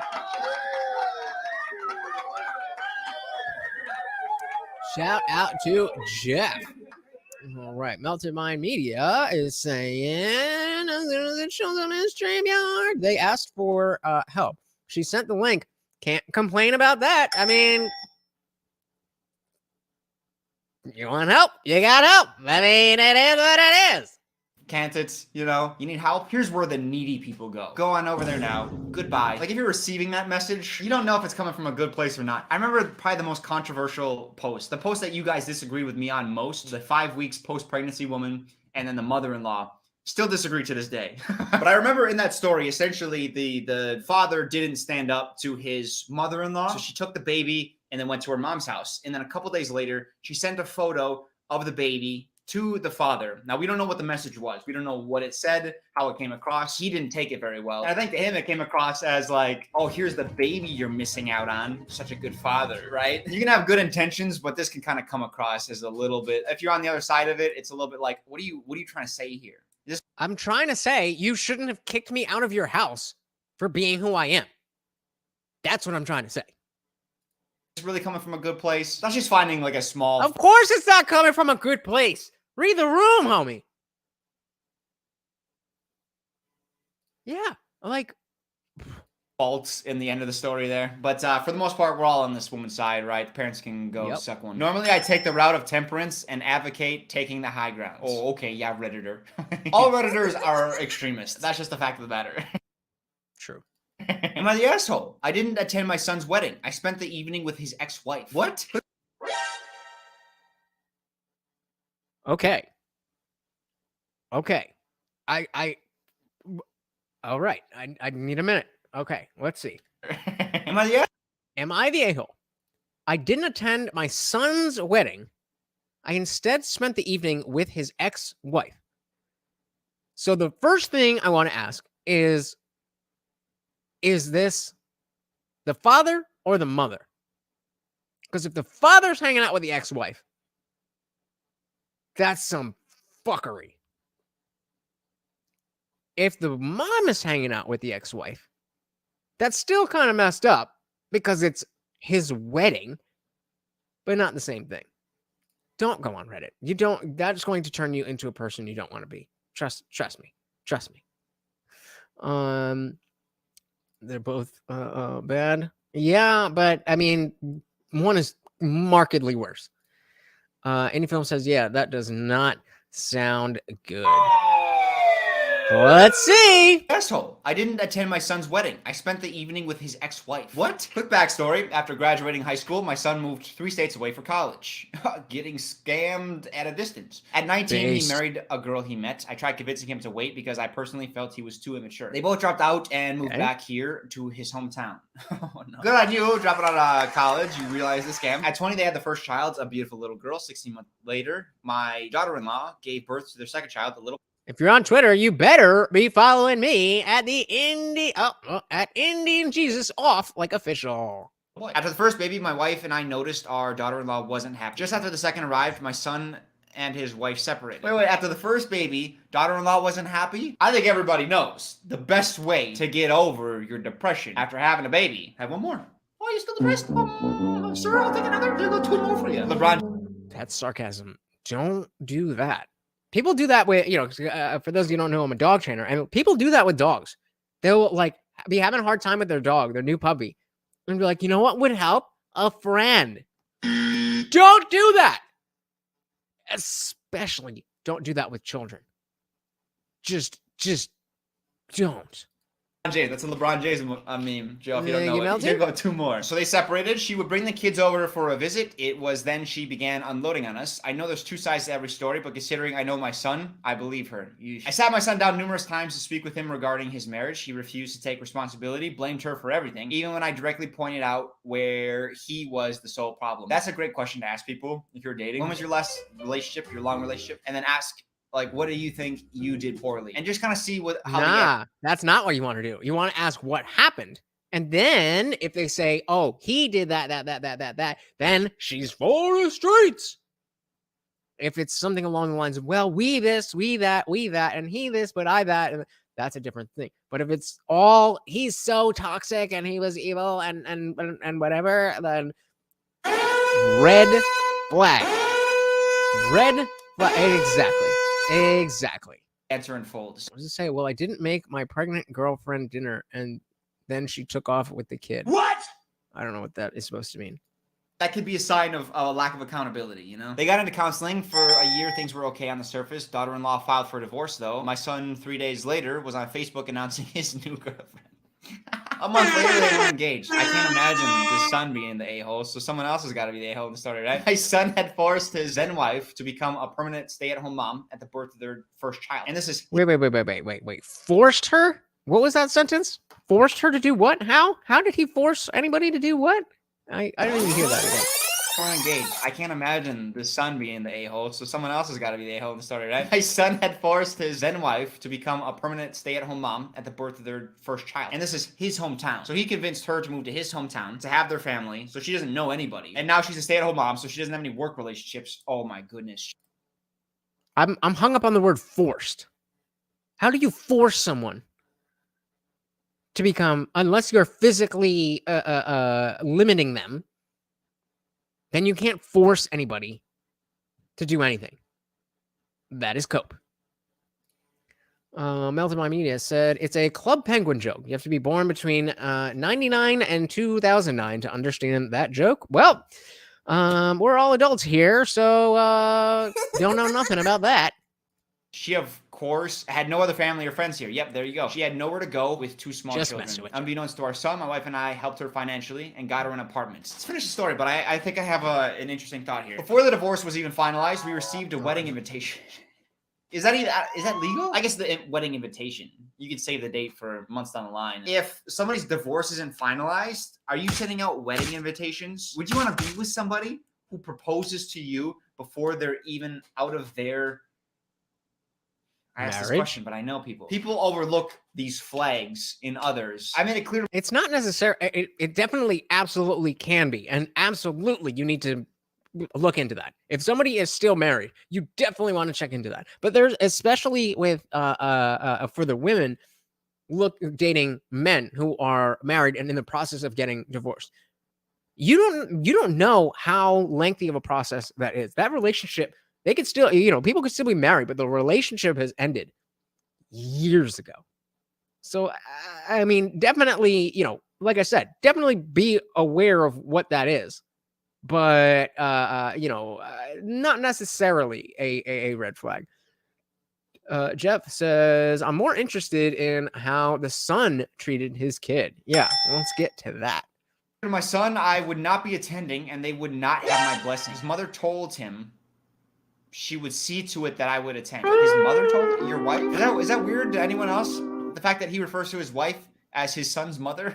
Unless maybe they're not together anymore. Right. I also asked him not to bring his fiance around our house out of respect for the mother of his children. The wedding happened February 11th. There's so many people in this story. I'm getting so lost. Okay. The night before, my wife gave me the final push. My wife. No, they're still married. Is that not weird to call your wife your son's mother? Like, that's how you refer to her. Who's that woman there? That's my son's mother. I did not attend. Our daughter also did not attend for the same reasons. My wife picked up our grandkids, got them dressed, and attended the wedding. My daughter and I decided to spend the evening with his ex. I couldn't imagine her sitting alone while her kids attended their father's wedding. I just wanted her to know she'll always be considered family to us. She was very tearfully grateful. I realized just how badly she needed our support, and specifically on that night. It's very sweet. The next morning, what even was the thing here? This is the am I the asshole for spending my son's wedding night with his ex-wife? I am so confused.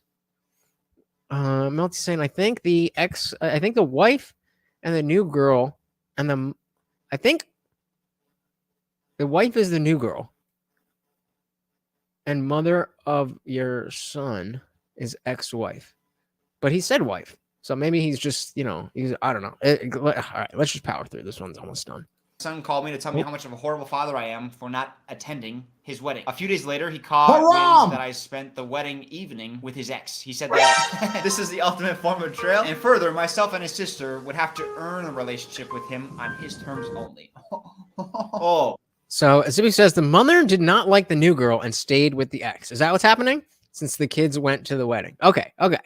That got me. Yeah. Oh, so okay, so it's not just us. Opus is like, I'm trying to follow along, and this one lost me. But all right, we're done with this one. Let's move on. Oh, this guy's a manipulator. I could just feel it. 19 years old, get married. Come with me to my hometown. Let's try counseling. I'll be in another relationship as we do it though. And then while he's in that other relationship, he's like, hey, well, let's get married. I'm still married, but you and I get married. We'll figure. Yeah, it sounds like there's a guy who got married young, divorced, and then quickly started going out with another woman. And then the first wife was friends with the mom. Like, I don't understand what the issue is. Okay, Zippy seems to say the guy is ass. All right, let's finish this up, see if we can get some idea of what the F is going on. Legal system, whatever. You have to earn a relationship with me, putting the onus on other people. Ooh, that is not a red flag. That is not at all a red flag. Absolutely, you have to earn the right for my attention. Don't let anybody tell you that's toxic masculinity. No, you have value. And you don't give that value away for free. Indie Film coming in the clutch with another $2.99. Said not following, just like the rest of us. Treat for Morty.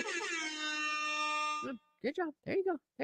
Good job. Thank you so much, brother. I am going to add that to the banner there because you have been an amazing blessing to this channel. Thank you so much. Jeff Pearson says, I love the emotional blackmail fail. You'll have to earn relationship with me. See, I don't think that is, depending on the context, I don't think, like, let's take a look at the possible situation with Steven Crowder. If you saw the footage of, the ring footage or whatever, he was like, look, you're not worthy of this. You're not worthy of that. That could be a terrible thing to say to somebody. Or it could be the product of somebody not living up to their the standards that have been set. And I don't think at all that is something out of left field to say, like, hey, we have an arrangement here and you need to stick up for that. Whoa! Oh my goodness. I didn't even get to update the banner yet.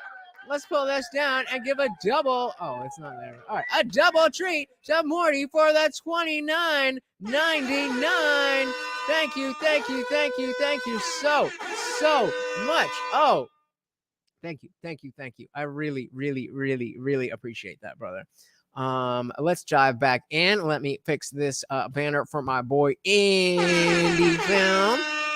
Legal system, whatever. You have to earn a relationship with me, putting the onus on other people. Ooh. If the son wrote a post about his father not attending his wedding day, obviously omitting certain details that make him look poorly, would we side with the son? I think we would. And that's what I went back to with that post I was talking about, the 5 weeks post-pregnancy woman who had an argument with the mother-in-law who didn't cook her dinner. If the mother-in-law wrote the post about the daughter-in-law, I think we would side with the mother-in-law. I think the person posting is going to show us all the things that are bad, but they're not going to show anything that's good, Like if the son came and was like, hey, and he could be manipulating us. We wouldn't know, right? We don't know him as a person outside of just what he posts. He's like, hey, yeah, I got married at 19. She had really pushed for marriage. She got pregnant. We wanted to do the right thing, or so. I don't know, whatever the situation is. He could say like, oh, she was verbally abusive. We tried counseling. I just couldn't do it. Then somebody stepped in the picture, somebody I had been able to tell my problems to. She was very supportive, very understanding. She's the love of my life. And I knew that I had to be with her. I couldn't be with my abusive wife, right? But my father refuses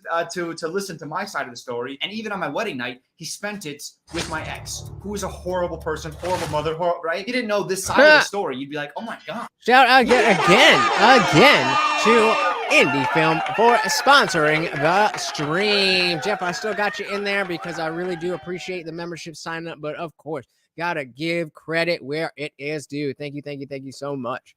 Opus said Crowder is a dick, even in his public persona.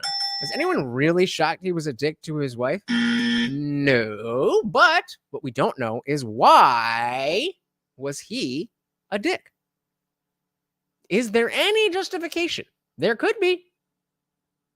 I don't see where it could, but we don't know, and we don't want to jump to conclusions. Oh my goodness! We are growing. The family is growing. The power. We are coming together and growing this platform to something that is going to be something real. Opus, thank you so much for signing up. Let's get Morty one more of these. Say thank you to Opus. And that's let's add you to that right here. Opus, Mark Peterson, and Indie Film, the members of the channel. Shout out again. Thank you, guys. Oh my goodness. Oh, everybody's coming through. Oh, you guys are awesome. Melted Mind Media. This one's from Melty, because he's awesome just like everybody else. Thank you so much. Oh my goodness, you guys are just coming through so hard for me, and I really appreciate it. You guys don't understand how much goes into this and the hopes and dreams of what can come of it, and you guys are literally making my dreams come true. Thank you so much to all 4 of you. I really appreciate it. And you guys don't like when I get mushy, so I'll leave it there. Thank you. Ex, who is a horrible person, horrible mother, right? You didn't know this side of the story. You'd be like, oh my God, that's a terrible father, Hell right? yeah. It's all about how you frame stories. Certain things that are said, like, yeah, you have to earn a relationship with me on my terms. You come across as a douchebag, and I believe a lot of this. I just think oftentimes about what the other person, if they made an Am I the A-hole post, what it would look like, and how much we would side with them. You know, it's funny though that a parent can do such a good job, like making this girl who gave up everything. She dropped out of college. She gave up a career so that she could have a family with this guy, and she moved away from her family and her friends several hundred miles. For the parents to see that sacrifice and treat the daughter better than you treat the son that you raised and grew attached to, like, it's so weird that you can make such a kind, emotionally intelligent decision to be there for somebody who needs it. But then also, your child grew up to be such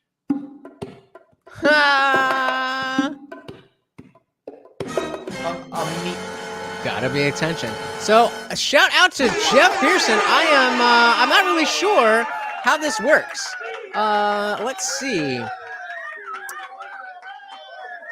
So Jeff has gifted a membership. I'm not exactly sure how somebody claims that. If anybody knows, let me know. But Jeff, I can't thank you enough, brother. You are really coming in clutch. I think probably because it's only the 4 of us here right now, but it goes to a random sub. Beautiful. Thank you so much, Jeff. You are the man. Jeff, I can't tell you how much I appreciate you, brother.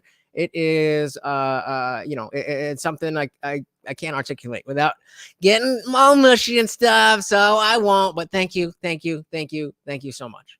Thank you. Awesome. You guys are awesome. There we go. Zippy gets the, yep. There we go. Zippy just turned into a member. That is a 100% conversion rate. All of you are now members of the Indian Jesus. Guys, we are going far. All of this so far has just been the beginning. We're only just starting. Guys, thank you so much for Jeff. I wasn't sure either, but Zippy got it, and I know he appreciates that. So a shout out to you and shout out to Zippy. You guys are awesome. I really, I know you guys don't like when I get mushy, but I'm gonna get a little mushy. And all right, no mush. All right, fine. But love you guys. mean person. Ooh, this okay. I haven't thrown any to you guys. Let me throw this one. This is one I want to throw to you guys. Okay, so this one is Am I the A-hole for misleading my husband for years? Don't know the rest of the sentence yet, and I'm gonna say, well, that is racist, but you're definitely the A-hole. To make him pay for our daughter's education. don't know. Ooh, that is rough. Yes, thanks to you, Jeff. A 100%. Everybody who came through became a member, and I'm not getting mushy, but I appreciate you guys so much. Yeah, right. This is a members only stream at this point. So yes, the part here that really is putting making it like I don't know here, misleading the husband for years to make him pay for the daughter's education. So what I'm expecting is that it's not a stepfather. So if the husband is the stepfather, then no bueno. If it's the father, but there's something that they don't agree on because of something, then we have a different story. But lying to your husband for years to get money out of him is a really bad thing. But paying for your daughter's education is a positive thing. Let's see where it goes. Guys, am I the a-hole for misleading my husband for years to make him pay for our daughter's education? This is a 45-year-old woman. She's been married to her husband, who is 56, since I was 8, since you were 18. You've been married since you were 18? Yeah, that's a long ass time. FBI, open up! So when you were 18, he was 29. And you got married when you were 18. So when did you start dating? 15? 16? Where he was 26? 27? I have a son, 27, and a daughter, 22. We're not rich, but decently well off. We always planned for our son to study abroad in a Western country for university. Hey, listen, I might be a little bit too judgmental on the age gap. I don't know what's normal around the world, I guess. And maybe it was like a quick, like maybe she turned 18. So after she was 18, they then started the courtship, and they were just so in love, and they got married within a few months. Okay. So we'd always planned for our son to study in a Western country for university. However, ever since I got a laptop and a phone with internet. Okay, so this sounds like somebody from like Eastern Europe or Russia or somewhere that is not it's a developing country. Ever since I got a laptop and a phone with the internet. Oh, okay, Don't say it. Okay, just let it go. Just let it go, bro. Just let it go. I don't think I'm going to like what I'm about to read. Ever since I got a laptop and a phone with internet, I have used it to learn new things on my own. Sources like MIT courseware and YouTube. And I really wanted my daughter to be an educated woman. I maybe rescind the charitability I was giving. Like with the age gap thing. Because it feels like you were completely separated from the rest of the world. Ever since I got a laptop. That's a good point. They both know what they... did she? He definitely did.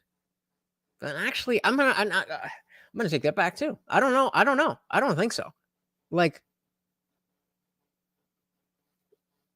I don't know. It's easy in hindsight to be like, oh, well, of course.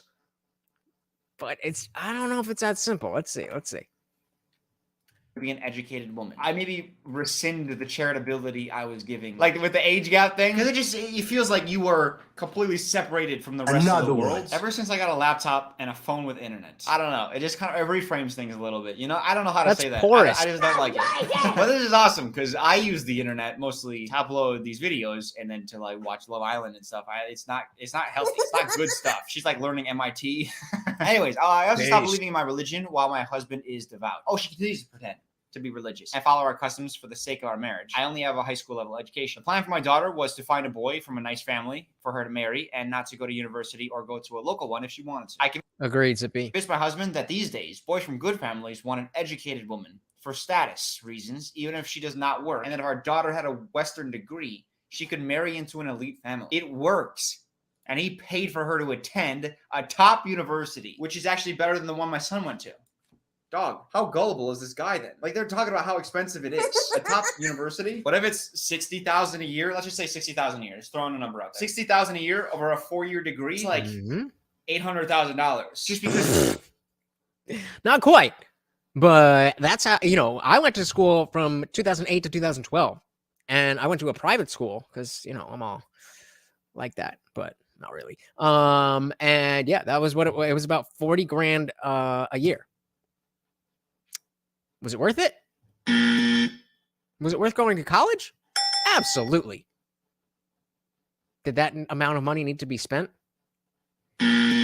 Your wife was like, I think boys like this. Like, wouldn't you like ask around about that first? You know, like if you're that gullible to just toss aside nearly $1 million, you kind of deserve to be taken from. I'm very scam friendly when it comes to this. All right. My daughter, after leaving, also confided to me that she does not believe our religion anymore and started living a different lifestyle, one I could never have. She recently graduated, got a work visa, and stayed in the Western country and has a good job there. My husband got really angry when he heard and is feeling really cheated and blames me as I persuaded him to pay for her education and let her go.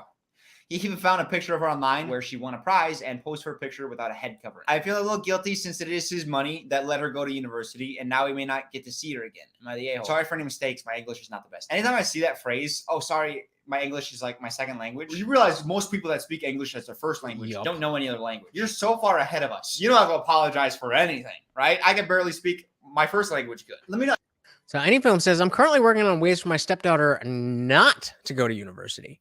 So what does that process involve? Just showing her alternative ways to become successful and live a life? Because I think that is very important.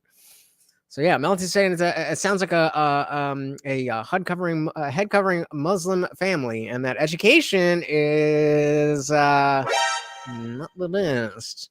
CB says college is just about everything but learning a job skill. Yep. I mean, I happened to be able to turn my psychology degree into something that I used on the daily in my dog training. But a psychology degree, it ain't worth it. Certainly not at a private school. Let me know how you guys feel about this one. I guess let me set up the structure for both sides of it, because I feel like it's all going to go to one side, which is probably the side I would be on as well. First side. Okay, so Jeff says, not the a-hole. All right. Side is, hey, people should choose the lives that they want, that make them the happiest, you know? It is a little bit deceitful. I guess we'll go to the other side. It's deceitful to lie to the father. Oh, God, I don't know. This one's hard. I don't know if I have the other side. It's somebody you trust entirely. Right. Is telling this to you. And then also, she's faking her religion. Your wife is faking her religion just to appease you. I only really know Christianity from a religious standpoint. I haven't like researched into a bunch of other religions. I'm too busy watching Love Island, using the internet for that. They can get a little bit extreme with some of their rules. I don't. A little bit extreme. It can get very extreme, very, very quickly. Oba says, I regret going to college. I went for music education, and I quickly became aware that I would not fit in those indoctrination camps. Fortunately, we should have gone to a trade school. That, unfortunately, if more people were told that message, we would have a better society. Unfortunately, right now, what we have is a bunch of people who have these, useless degrees, liberal arts degrees, and no, it is a liberal arts degree. It's a BA. Psychology is not real science. I mean, it's legit as far as it can be legit, but it's not real science. It's a bachelor's of arts. I mean, I'm glad that I learned what I learned. It's definitely helped me in life, but it just hasn't helped me it wouldn't help me in any type of, it didn't help me when I tried to actually be a psychologist. It only helps me when I was like, oh, I remember learning something about this when I'm at a training a dog. I remember something about this in humans, and I can apply that here. That's as much as it helps. And maybe now with all this YouTube stuff, I understand a little bit more than the average person about the way that the mind works, but not more than anybody who can read a basic, study or a basic book or anything. 40 grand a year. 40 grand a year. I feel like irresponsible talking on that, because I know so little about it and what it means to people. But yeah, let me know. It doesn't feel good to be lied to. It goes back to being genuine. The fact that you would just pretend. Then there's religion, which is where people put a lot of their purpose. He's devout. Ooh. I guess I do like a lot of the modern concepts of people being able to choose the life and the future that they want. Her getting the internet and wanting to take MIT courses for the mom is amazing. And then wanting that for her daughter. She can still make all the traditional choices if she wants, but she has all the tools to access, I guess, any part of the life she wanted to choose. Yeah, I mean, again, depending on the if this is a very strict Muslim family, especially if they're not from America, then the context of going to college and having a more traditional route to success makes a lot a lot more sense. So this is a tough one. This is a tough one. He ended on a tough one. That is for sure. Let's see how he finishes up here. And if the father was that I'm giving my opinion. You know what? That shit took shh. Boogies. That was the extravaganza. Do you feel extravagant? Do you feel extravagandized? Do ya? Do ya? That's all right. So here's what we're gonna do. We have a bunch of stuff that we wanted to talk about, but now that we're all members and we're all Discord members, well, if you weren't before, then you definitely have access. Now, if you're not in the Discord and you are a member, just make sure to contact me in some way and make sure you get access, because I mean it's free now, but it's not going to be free forever. But by being a member, you get permanent access. And again, fuck it. I'm getting a little mushy. You guys are amazing. Every single day, I worry about, can I entertain you guys? Can I bring something that's going to just entertain you? Am I going to bring you something that you're going to be like, oh, that's cool? Are you going to bring something? Am I going to bring something that's going to make you look at my face and be like, oh, that dude's like, he's got it going on. He understands. He sees what's happening, and not only that, but he's genuinely pushing for a better world.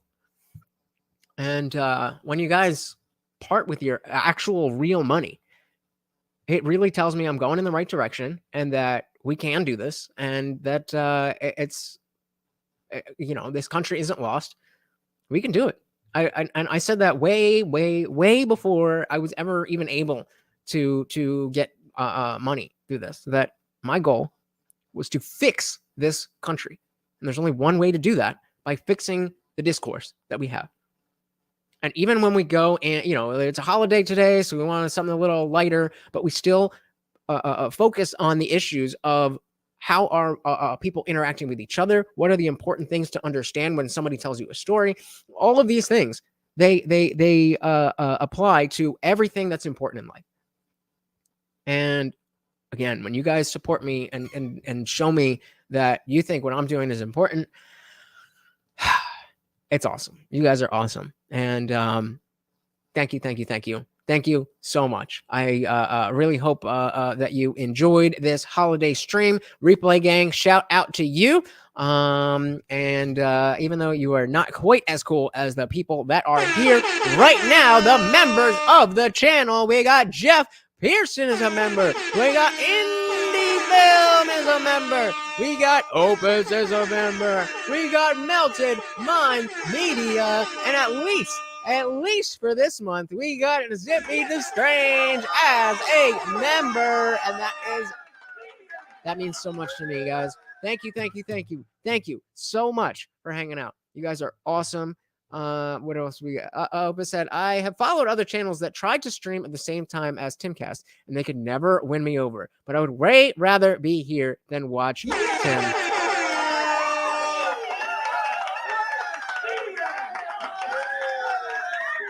Speechless, brother. Thank you so much for the kind words. You know what? Let's do that. Let's give him. Well, I don't have any more of the good ones because you guys were so awesome today. But we got one for Jeff for being the first. We got one for Jeff signing up. We got one for Indie Film signing up. We got one for Melty signing up. We got one for Zippy. And an extra one for Jeff gifting. And one for Indie Film being the sponsor of this stream.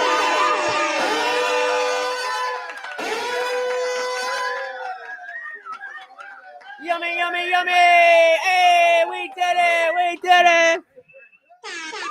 Yeah, good job. All right. Thank you so much. That is the goal, and you guys have achieved it. You guys are awesome. Thank you so much. I guess they're not doing fireworks. So, but if they are, he is plenty happy. He's got a full belly, and he's gonna fall right asleep. Thank you again, guys. You have been awesome. I could just go on and mush all day, but I know you don't want to hear that. So, just know that right here, you guys are right here. Thank you so much for hanging out. Once again, this has been Morty, and I am your host, Lutch, aka the Indian Jesus, here to resurrect the second coming of common sense. Catch us in the Discord, or new videos every day and live every Monday, Wednesday, Friday, 8 p.m. Eastern. Until then, we are out of here. Thank you so much, guys. Peace.